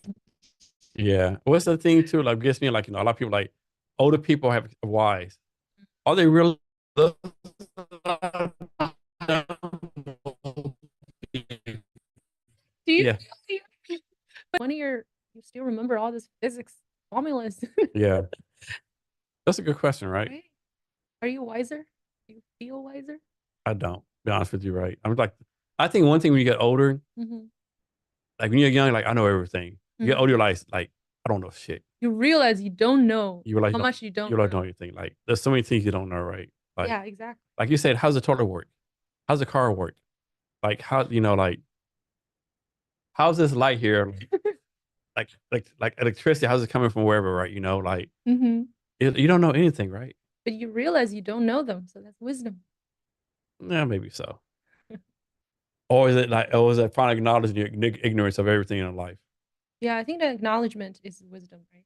Yeah, Yeah. I'll go with that. Mm-hmm. Make myself feel good. I'll go with it. Yep. Yeah, and there's like, there's so many like there's like all these words, like there's world of game theory, world of physics, world of AI, world of like bourbon, you Mhm. know, the world of making this bottle here, there's all these different worlds, and like you might be smart in the world of, making bottled water, right? You can be very stupid in something else, Yeah. which me, I represent all the PhD students. We all realize that, my gosh, when you spend this much time on one thing, you become really dumb at other stuff. Yeah. Oh yeah. Yeah. Yeah. And the key is how do you realize what you're smart at, what you're dumb at, right? Because like if you're dumb Mm-hmm. at something, like why waste time working on something you're dumb at? Mm-hmm. But most people don't have the opportunity, right? But Like most people don't find their passion in life on first or something. I guess. But I mean, Let's suppose someone graduates from high school, right? mhm. They, and of course, this is my advice, and people agree with this. Let's suppose that you're like economically well off, right? You can afford this. But is it better to go to college right away, or is it better to take a what they call a gap year and go experience stuff? Like maybe backpack across Europe, maybe like get a booster job, maybe do something different, or should like go straight to college? I mean, I feel like you can backpack in summer. Spoken like a true professor. Just saying, right? And also, a lot of schools have, like, study abroad in the summer. Mhm. So you have a little bit more constructed Yeah. way of Okay. exploring other countries, which is really fun. But I actually think that university is for you to explore what people, Yeah. all your peers from all over the world. Like that is Yeah. exploration. Yeah, you're So right. the Yeah. whole, I'm gonna backpack to Vietnam. Yeah. Like you can get some information. This is like one country or one place you met, or as a backpacker. So it could be limited. Where Yeah. university is more constructed, more holistic. You can actually find out different ways. But if you have the money to travel and have fun, I mean, sure, go for it. Yeah. It's definitely fun. But I mean, I don't think that's very necessary. Okay. And speaking of meeting people, I saw about this. I had a friend, right? He graduated from University of Washington, I think in 97, 98. And he said like he was there for 2 or 3 years. Like, of course, I mean 4 years, right? And he had a friend who was a Japanese guy, right, from Japan, Mhm. right? Had no idea who it was till they graduated. He was like the fucking like the grandson of the emperor of Japan. Like he was like some really high ranking kid, like he's like, what? He's like, dude, like you never told me, right? Like I don't want to. I just want to be a regular person. I came here for like you're like we used to drink beer together, hang out, whatever. Like this, you're the dude, right? That's fun. And I had Yeah, no idea. exactly. See, in universities, all this kind of different They split people up a come little bit. together. Yeah. So all those people come together Yeah. and you have no idea, and they could be He, your roommate. yeah, he told my friend, I didn't want anything different about me, treat you differently. Like, yeah, I would definitely treat you differently, right? Like he's like, you would pay for everything. I wouldn't pay for anything. You would pay for anything. And dorm rooms, no, we don't got a condo somewhere. Exactly. But yeah, all 4 years, they're like, I think 2 years they're roommates at like Mhm. some random dorm or apartment, whatever, Yeah. live a normal life. I mean, I agree. I mean, I think that people should use university if you can go, right? If that's where you want to go. It's a good opportunity to explore a lot of different Yeah. things. Meet different people, try, see, talk to different professors, lecturers, and to see what people's lives could be. You can, a lot of times they have internships, so you can actually go to those companies to Yeah. try it out to figure out what it's like. Yeah. So just use that. That's a really great opportunity. And I would say one thing being an adult, if you're in college right now, stay as long as you can. Don't graduate in 4 years. Graduate in like 12 years. Oh my In that bubble. I'm just Get kidding. like 5 I'm degrees. just kidding a little bit. Yeah. Yeah, get 5 degrees and just have fun. Yes. Yes. Never grow up. Stay in Yeah. college, right? It is a really, I don't even think about it, it's really fun time. Like people really lie to you. High school is your best year. No bullshit. No, College. college Is your best time in life, right? is definitely like, if you get to go to college, it's so much fun. You meet so many great people, right? Just learn so many different things and just think differently. Here's a funny story for you, right? So I was in college, right? So I got my bachelor's from a school called University of Texas Permian Beach, right? It's a Mhm. UT System School in Odessa, Texas. My good friend Shannon Go was right. It was either a Russian history class or Mexico class. I don't remember what it was, right? We had a final exam. We were both at age, right? Mhm. And the test was a final exam 1 a.m., right? It's like, hey, let's meet up Mississippi 11 is this Mexican, right? And go there, no, go there. Next thing you know, it's 2:30. If you don't like a gallon margarita. So we stumble to class is like 1 to 3. We get to 2:30, and somehow we both make A. Wow. No idea. That's very I impressive. have no idea what the question was. I saw the question, wrote a bunch of shit. My thing was like, question, space, put up all the space. Question, put all the space, right? And we both got A's. I had no clue, right? But to me, I mean, this might be an example to me as college, right? Mhm. Like, have a good time, hang with good friends. Learn new things. Yeah. And then see what kind of potential you have. Yeah. Never know. Now I know I can take a test in mixing history. I wish I actually fucking drunk shit on margaritas, make an A. I mean, if it's vodka, maybe. Yeah. And of course, we both had A's before then, so we know. Yeah, so you know the material. Yeah, not great like F minuses and stuff, and like you got to make Yeah. A. We knew the material and stuff, But wow, And that is the thing is, like, we got there 11 o'clock. Let's go to this restaurant, get some chips, right? Compare enough, whatever. We got one margarita. Got 2 margaritas. Oh shit, it's 2:30. I hope you're over 21. I was, yeah. Okay. Yeah. But even I wasn't, it's Texas. It's A. Yes. I got an A. Who cares? It's an A, yeah. Yeah. And this is stories and experience you have in college, right? This is the best experience. I mean, for me, I stayed in school this whole time. And you're still technically, right? School. Then make a bubble. Yeah, I'm still, and I'm gonna be in school forever. Man, I think it's great. When else are you gonna have all those peers coming in to learn? Is there like I'll put this. Is there like stepping stone? Like, you teach at the University of Kentucky. Okay, does that play a role in anything? Like I need to compete to teach at the Ivy League school, Mhm. or maybe I need to go teach at a European school, I see what or you maybe yeah. like you know what, Mhm. man, I need to take a break. Let me go teach at a junior college for a little bit, right? You take a break. I don't think you can really take a break because also junior college, I'm not sure if they have funding for research. Mhm. So, because working somewhere and studying somewhere is totally different. Yeah. Working somewhere, you got to look at the salary. How is your package? How they treat you? What kind of location you have? Where university, I can go in the middle of the desert as far as it's like a high ranking school. But like when it comes to a job, you have to think a lot more, different stuff. Like, do they happen to have opening that year when you apply? Because professors don't leave that often. Do they Like have there's funding, like right? Professor 127,000 years old, right? Exactly. Professors will work until they die. That's my plan. I am gonna die in my office. No one can stop me from doing this. So it's so random. It's not like college application. Okay. Is there such thing? I'm making this up again as doing like a visiting professor where you can go teach like the University of Munich Oh, for a you year. can. I think Okay. that would be really fun, and I look forward to that. And then also, people can do, I think, after PhD postdocs at certain schools. You can be a guest lecturer, teach maybe one thing, or get invited for talks. So you have to actually have a lot of traveling. Okay. So here's one for you. So how long have you been in the Seattle area? 9 years. 9 years. So Seattle area, I mean, of course, this talk generalities, stereotypes and stuff, but Seattle has a pretty, a lot of Asian population, right? I mean, more than most cities. You go in Kentucky, have to imagine like it's gonna go for like amount of Asians in Kentucky be pretty low, right?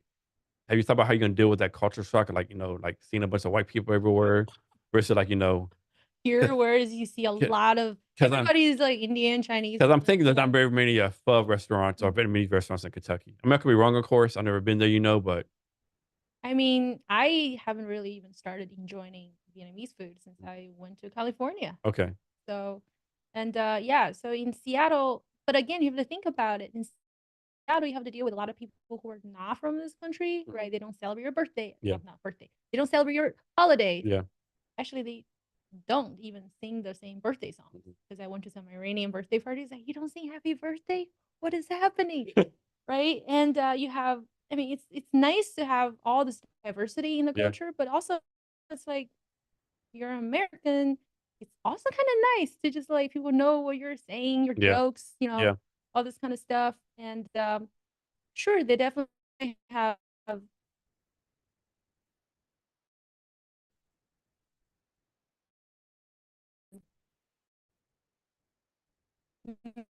mixed people or people from different countries. Yeah. For Yeah, I me, forgot about that. Fuck you grew up from there, right? I mean, and also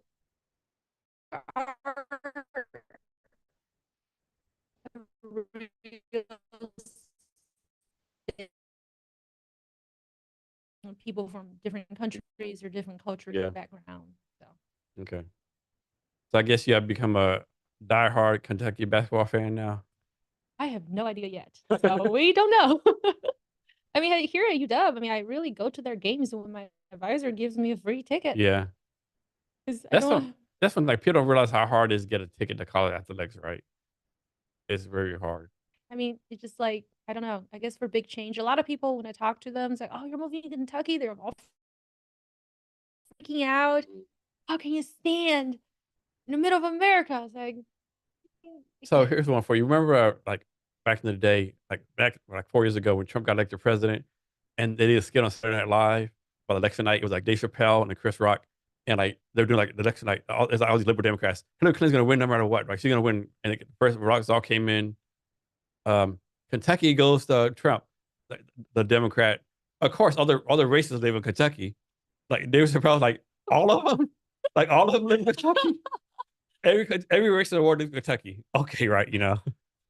I mean, I'm not too sure what's the local demographics like.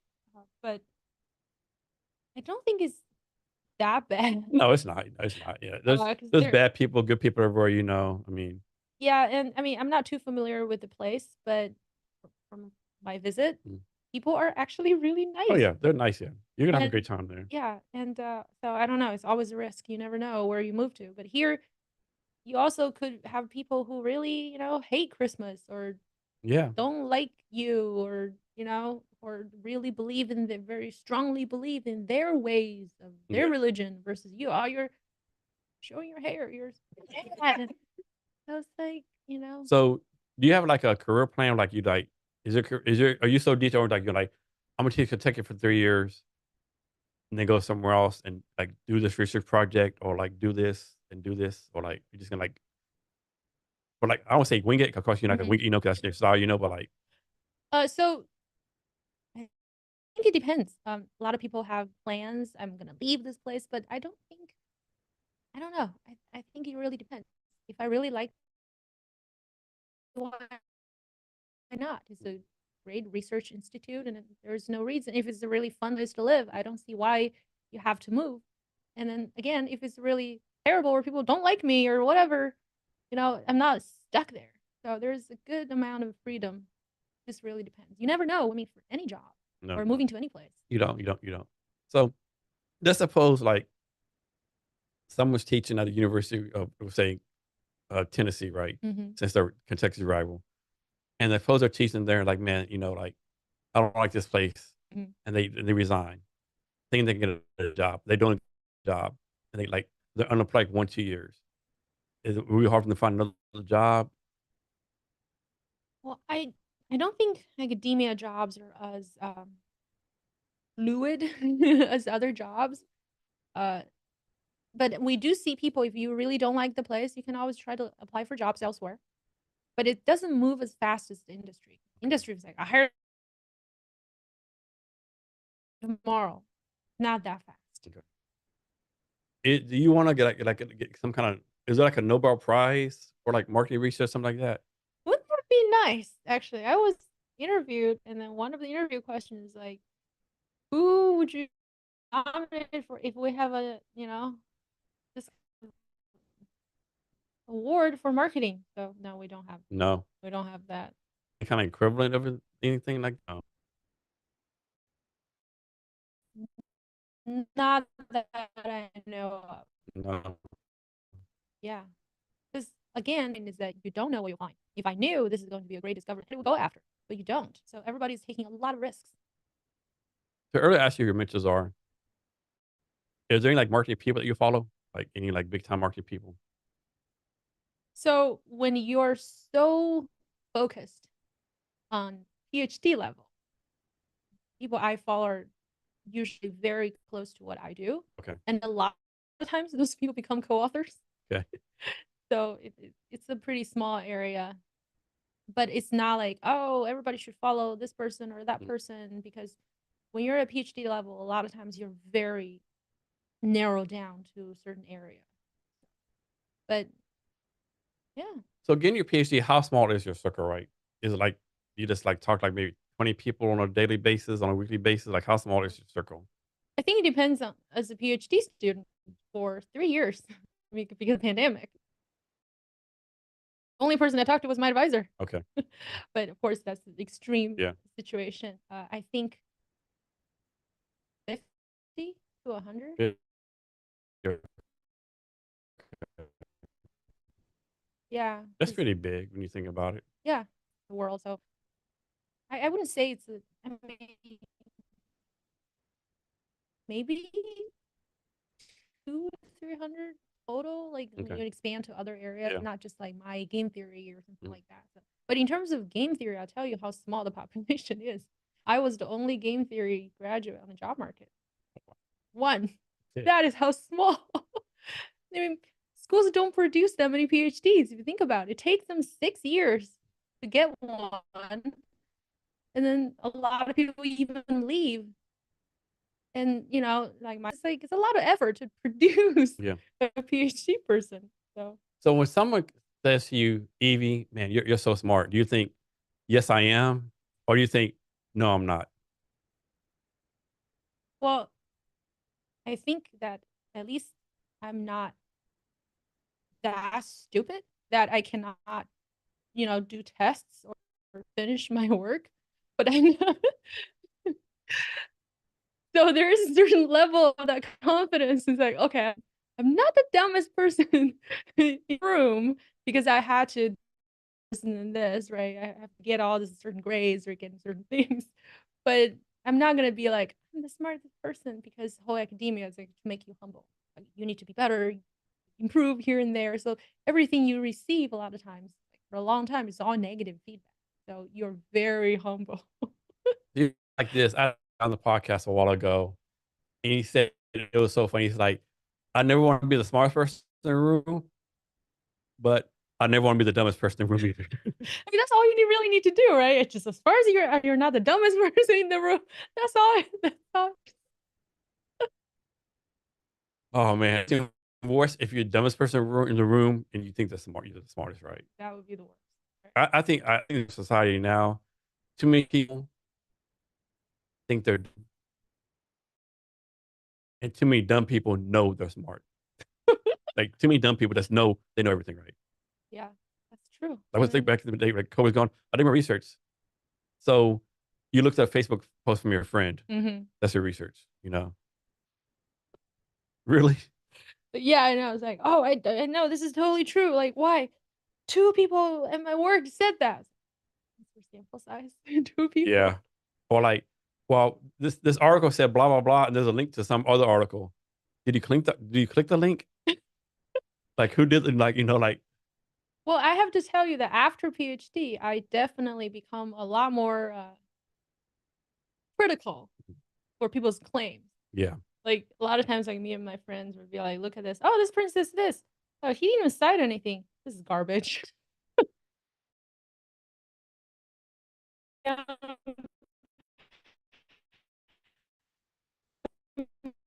Very critical on people's claims and to the source and see the data set and then judge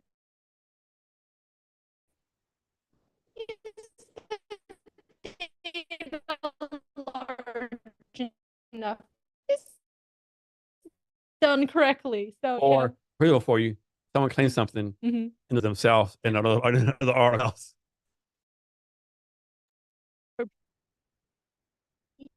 You're not very strict on how smart you are, but very strict on how how intense or how your research is done correctly. So you have this very spread arrogant on how things should be I done would right. deep dive to the deepest deep dive. Exactly. I would go down every rabbit hole in the world. Yes, it's like I will find all your sources to verify them to see if that's BS. Like, oh, they cited this article. I'm gonna read this article to see if they really said that sentence you said they. So And no, I'm like, and one thing is like, who has time to do that, right? Like, who has time to do that? people watch TikToks and YouTubes all the That's time. fun though. This is fun for me to see if they're right. Yeah, I mean, yeah, you're right though. But like, there's so much stuff out there. Like, and another bad thing too, like, is like back in the day, I make this up. Like, there was a dude's name, Walter Cronkite. Like, if he said something, it was like you knew it was true, right?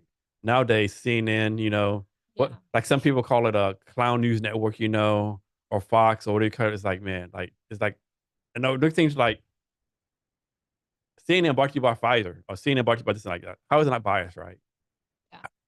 Yeah. So this one news thing I call it's called Axios.com. You heard of them? They're pretty good. Mm-hmm. They're pretty good. Um, Al Jazeera News is pretty good. I think Yeah, check they're this pretty good. Fair. They're pretty fair, even though they're ran by Qatar. out. But yeah, American news, like man, like It's entertainment now. it's hard entertainment, right? Yeah, it's no longer news, it's entertainment. I cannot tell the difference between those and BuzzFeed. No, you're right. I mean, back in the day, it was pretty bad. Most America got the news from Jon Stewart Comedy Center, right? And back then, I think there's like integrity of reporters, or you have all the stories, and then now just like people dress up in funny things and tell you and say some very passionate things like, "Whoa, did you really say that on the news? Like that's not news. That's your opinion. This should not be, masked. This is news." It's ridiculous. Yeah, there's so many like agendas and stuff. I know. And I mean, that makes sense, right? Because networks are, because you have to think about it, networks have to make money. When they have to make money, they have to, Yeah. unfortunately, bad. Then again, we don't want to like. Then again, we don't want like a state Russian state sponsored media either, I right? know, thank It's you. like There's we no don't want that. freedom. Yeah, we don't want that either. You know, that will Yeah. be true propaganda. You know. I know it's hard to find this balance. I don't think we have it yet. Yeah, we're definitely something we're in the United States for doing not too good of a job at recently. And another thing too, like back in the day was like ABC, NBC, CBS, only three news Mm, things, you know, and now they're like hundreds of millions of news sources, right? And you think it'd be a better thing, but actually it's kind of not because anyone can be a news reporter. Anyone is a news reporter, right? yeah, All it's the independent getting news reporters. so polluted by everything. I mean, same as entertainment. If you're even just looking at shows, like a million TV shows out there is terribly made.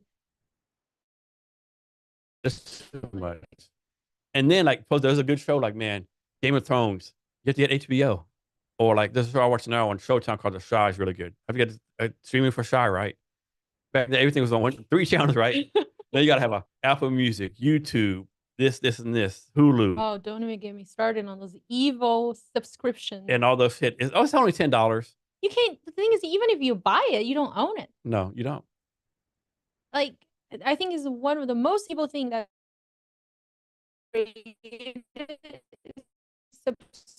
subscription. Speaking as a consumer, things I can buy and No, have it in my hand. Like I don't. I have to. you're right. What if you go away? Then my Everything's gone. $100 is Yeah, gone, and I have to exactly. constantly subscribe to you to be able to access my things. And Yeah. then Amazon Prime just recently, unless you pay $2.99, you get ads. They do. What? Yeah, I missed that. yeah. It just everything has ads now. Oh, I probably will have to cancel just So, in spite. so you're paying $3.99 a month for Prime So plus ads. you're already paying the Prime, but now unless you pay $2.99 more a month, you get ads on everything. Yeah. But again, I really don't watch Prime videos that much, right? I know. It's like, do I really even need the Yeah. Prime shipping? It's like maybe just get rid of it. It I know I need just Prime. I, angers me too much. I need Prime shipping. Maybe What maybe Amazon. do Maybe you buy? maybe Amazon.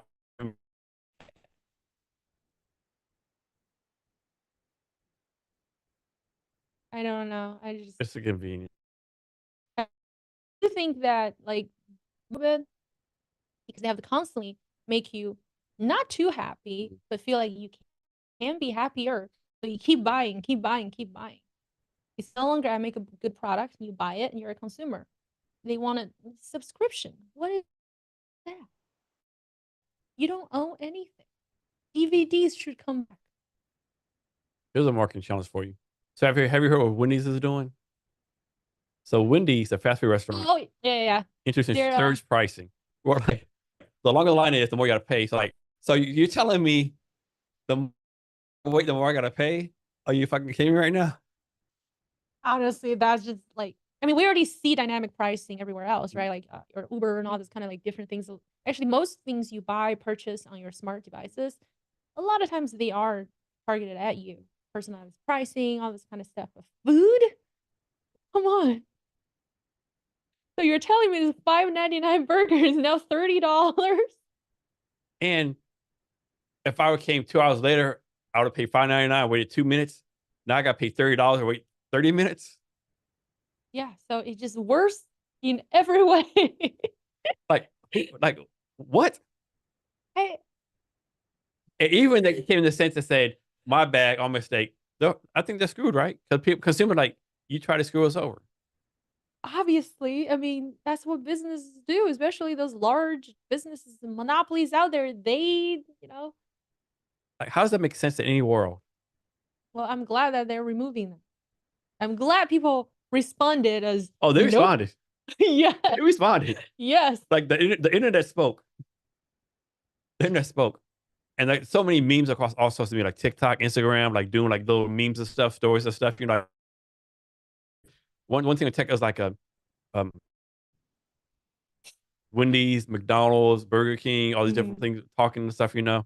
So you thought so you're gonna pay more to wait in line, like like Oh, it's terrible. That's what I'm saying. That's why those companies want to become monopoly and keep buying right? So they can, in the end, control everything, and then consumers just being pushed to the edge of like taking everything. Maybe they thought it works for Uber, it'll work for us. I mean, two different business models, right? It's the same burger, but it's a different route, sure, but it's the same burger, And you wait longer. and you wait long, And you wait longer. and you wait long, and it's at the time you need the most. And odds are the customer service is probably still horrible, Yeah, both experiences. man, I really hope that AIs can make better decisions for humans than those short-sighted CEOs. And my thing is like, suppose the CEO made a decision, right? Mm-hmm. I think you're failing if everyone on your team, great idea, boss. Or like you're the head of marketing, great idea, marketing. No one said like, can we rethink this? You know, I know I'm just a lowly junior marketing intern, Yeah. whatever, you know, operations stuff. Mm-hmm. I don't have a degree yet, but I don't know. I eat Wendy's every day, and the next thing I want to do is wait 30 minutes and pay triple the price for Wendy's burger. Well, the trick of all these companies is that I don't know if they did it for PR value or just to get back on people's memes. Maybe they start realizing, oh, we're falling behind. Nobody talks about us anymore because McDonald's has been winning, right? They have Mhm. all this like new things, new Yeah. Happy Meals. It's like, oh, we're falling behind. Let's become popular again, even if it's negative. Mhm. Here's one for you. Remember a few years ago when IHOP said we no longer do breakfast for our hamburger place now, and it was a trick. Yeah. Same as McDonald's McRibs, right? Like, oh, it's coming back. No, now it's not. Now it's back again. That is one thing I hate. Fucking McRib. Every time that comes back, I just want like fly to McDonald's Corporation. Whose decision is this? And like I don't know, electrocute them or something. Right? I don't know anyone who likes the McRib. Right? I don't know if they're ribs. Oh, I'm not sure if they classify as they're ribs. not. Yeah, they're not. They're like Nick. I don't know. I don't know what they are. But yeah, but a lot of companies do this kind of stuff, right? For whatever value. What's it? Bad publicity is good publicity or whatever. Exactly, right? There's like no publicity is bad publicity or something like that. It could be that. I was like, why? I haven't been there for a while. Let me go. And then they succeed. Oh, let me go to Wendy's for a search pricing. Yeah. Oh, my Wendy's is not surge pricing yet. Let me go hurry up. And then like, okay, Yeah. Or like, mission there's accomplished. no way there's a crowd at 3 in the afternoon. Yeah. Maybe they're smarter than we give them credit for. You never know what's behind those marketing people. Yeah. Yeah. That's true. So, what is like a typical marketer, right? Is like someone who's extroverted, someone who's like can talk a lot, someone who like I don't use the term con people, like kind of con people, Used car salespeople. like influence people, like So of course they're data driven, yeah, research driven. in contrary to a lot of people believe that marketing people, they believe they're all this advertisement people out there or salespeople.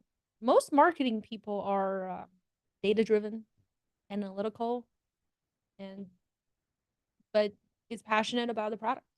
So Is it more important to be a great marketing person, or more important to be a great business person? I think they serve different functions, right? Marketing serves more focus on marketing, consumers, and how to sell the products. Where business, you also have to look at the back end of the business. Right? How do you run it? How do you file tax? How do you get finance and funding? How to run this business? How to evaluate the growth? And all this kind of complex overall looking thing. So business is really a lot of things. So let's suppose like you're gonna do a professional thing, right? Suppose you decide to go to work for a corporation, right? Mm-hmm. And you're the chief marketing officer of some kind of corporation, right? What would you look for in your marketing hires?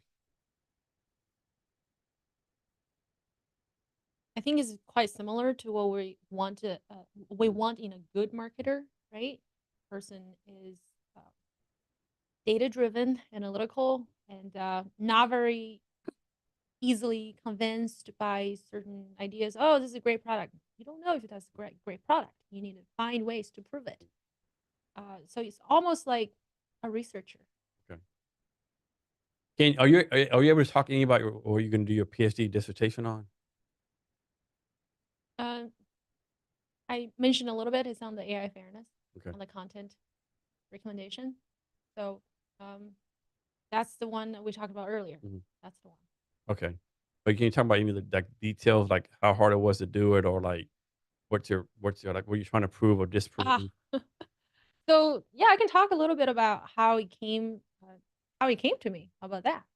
So again, it came from the Product and Management Center, and when we were having the Inclusive Product Management Summit, I spoke with multiple companies. Apparently, they're deciding if they should make their AI fair because it's a very complex decision. I don't mean to laugh, but man, to me that's being a no brainer. Of course, you want to make AI to be fair, right? See, that's the thing. Some people would be like, of course you want to make it fair. But then it's a lot more complex than that. How? Because if you make it so called fair, how would your different consumer groups react to that decision? Maybe some people would decide, for example, in my paper, like they're not going to tell you who they are now. So they hide their identity. There are put effect how much you want to invest into AI's learning on those consumers. Now they're hiding. So it's more dynamic than just simply, I want to make it fair.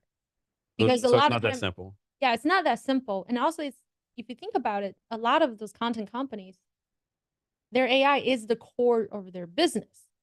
So if you make any adjustment to their AI algorithms, it's a really huge impact, right? If you think about YouTube has billions of people who watch that. And you make some adjustment. I'm going to try to change this, move that. You could have, unexpected impacts. So, and I talked to LinkedIn, I talked to Meta, Facebook, and a few other companies, and they're like, it's actually, they really want to make it fair, but they're kind of afraid because they don't know what's going on, what could happen. So my motto is to show them what could happen. If you go ahead, do implement some sort of AI algorithm policy, how would different consumers react, and how would that eventually impact your decisions and your payoff? So you're doing research. I have to imagine you went to like a company. You said, "Hey, I'm Evie Smith. I'm doing PhD research. Doors open for you, right?"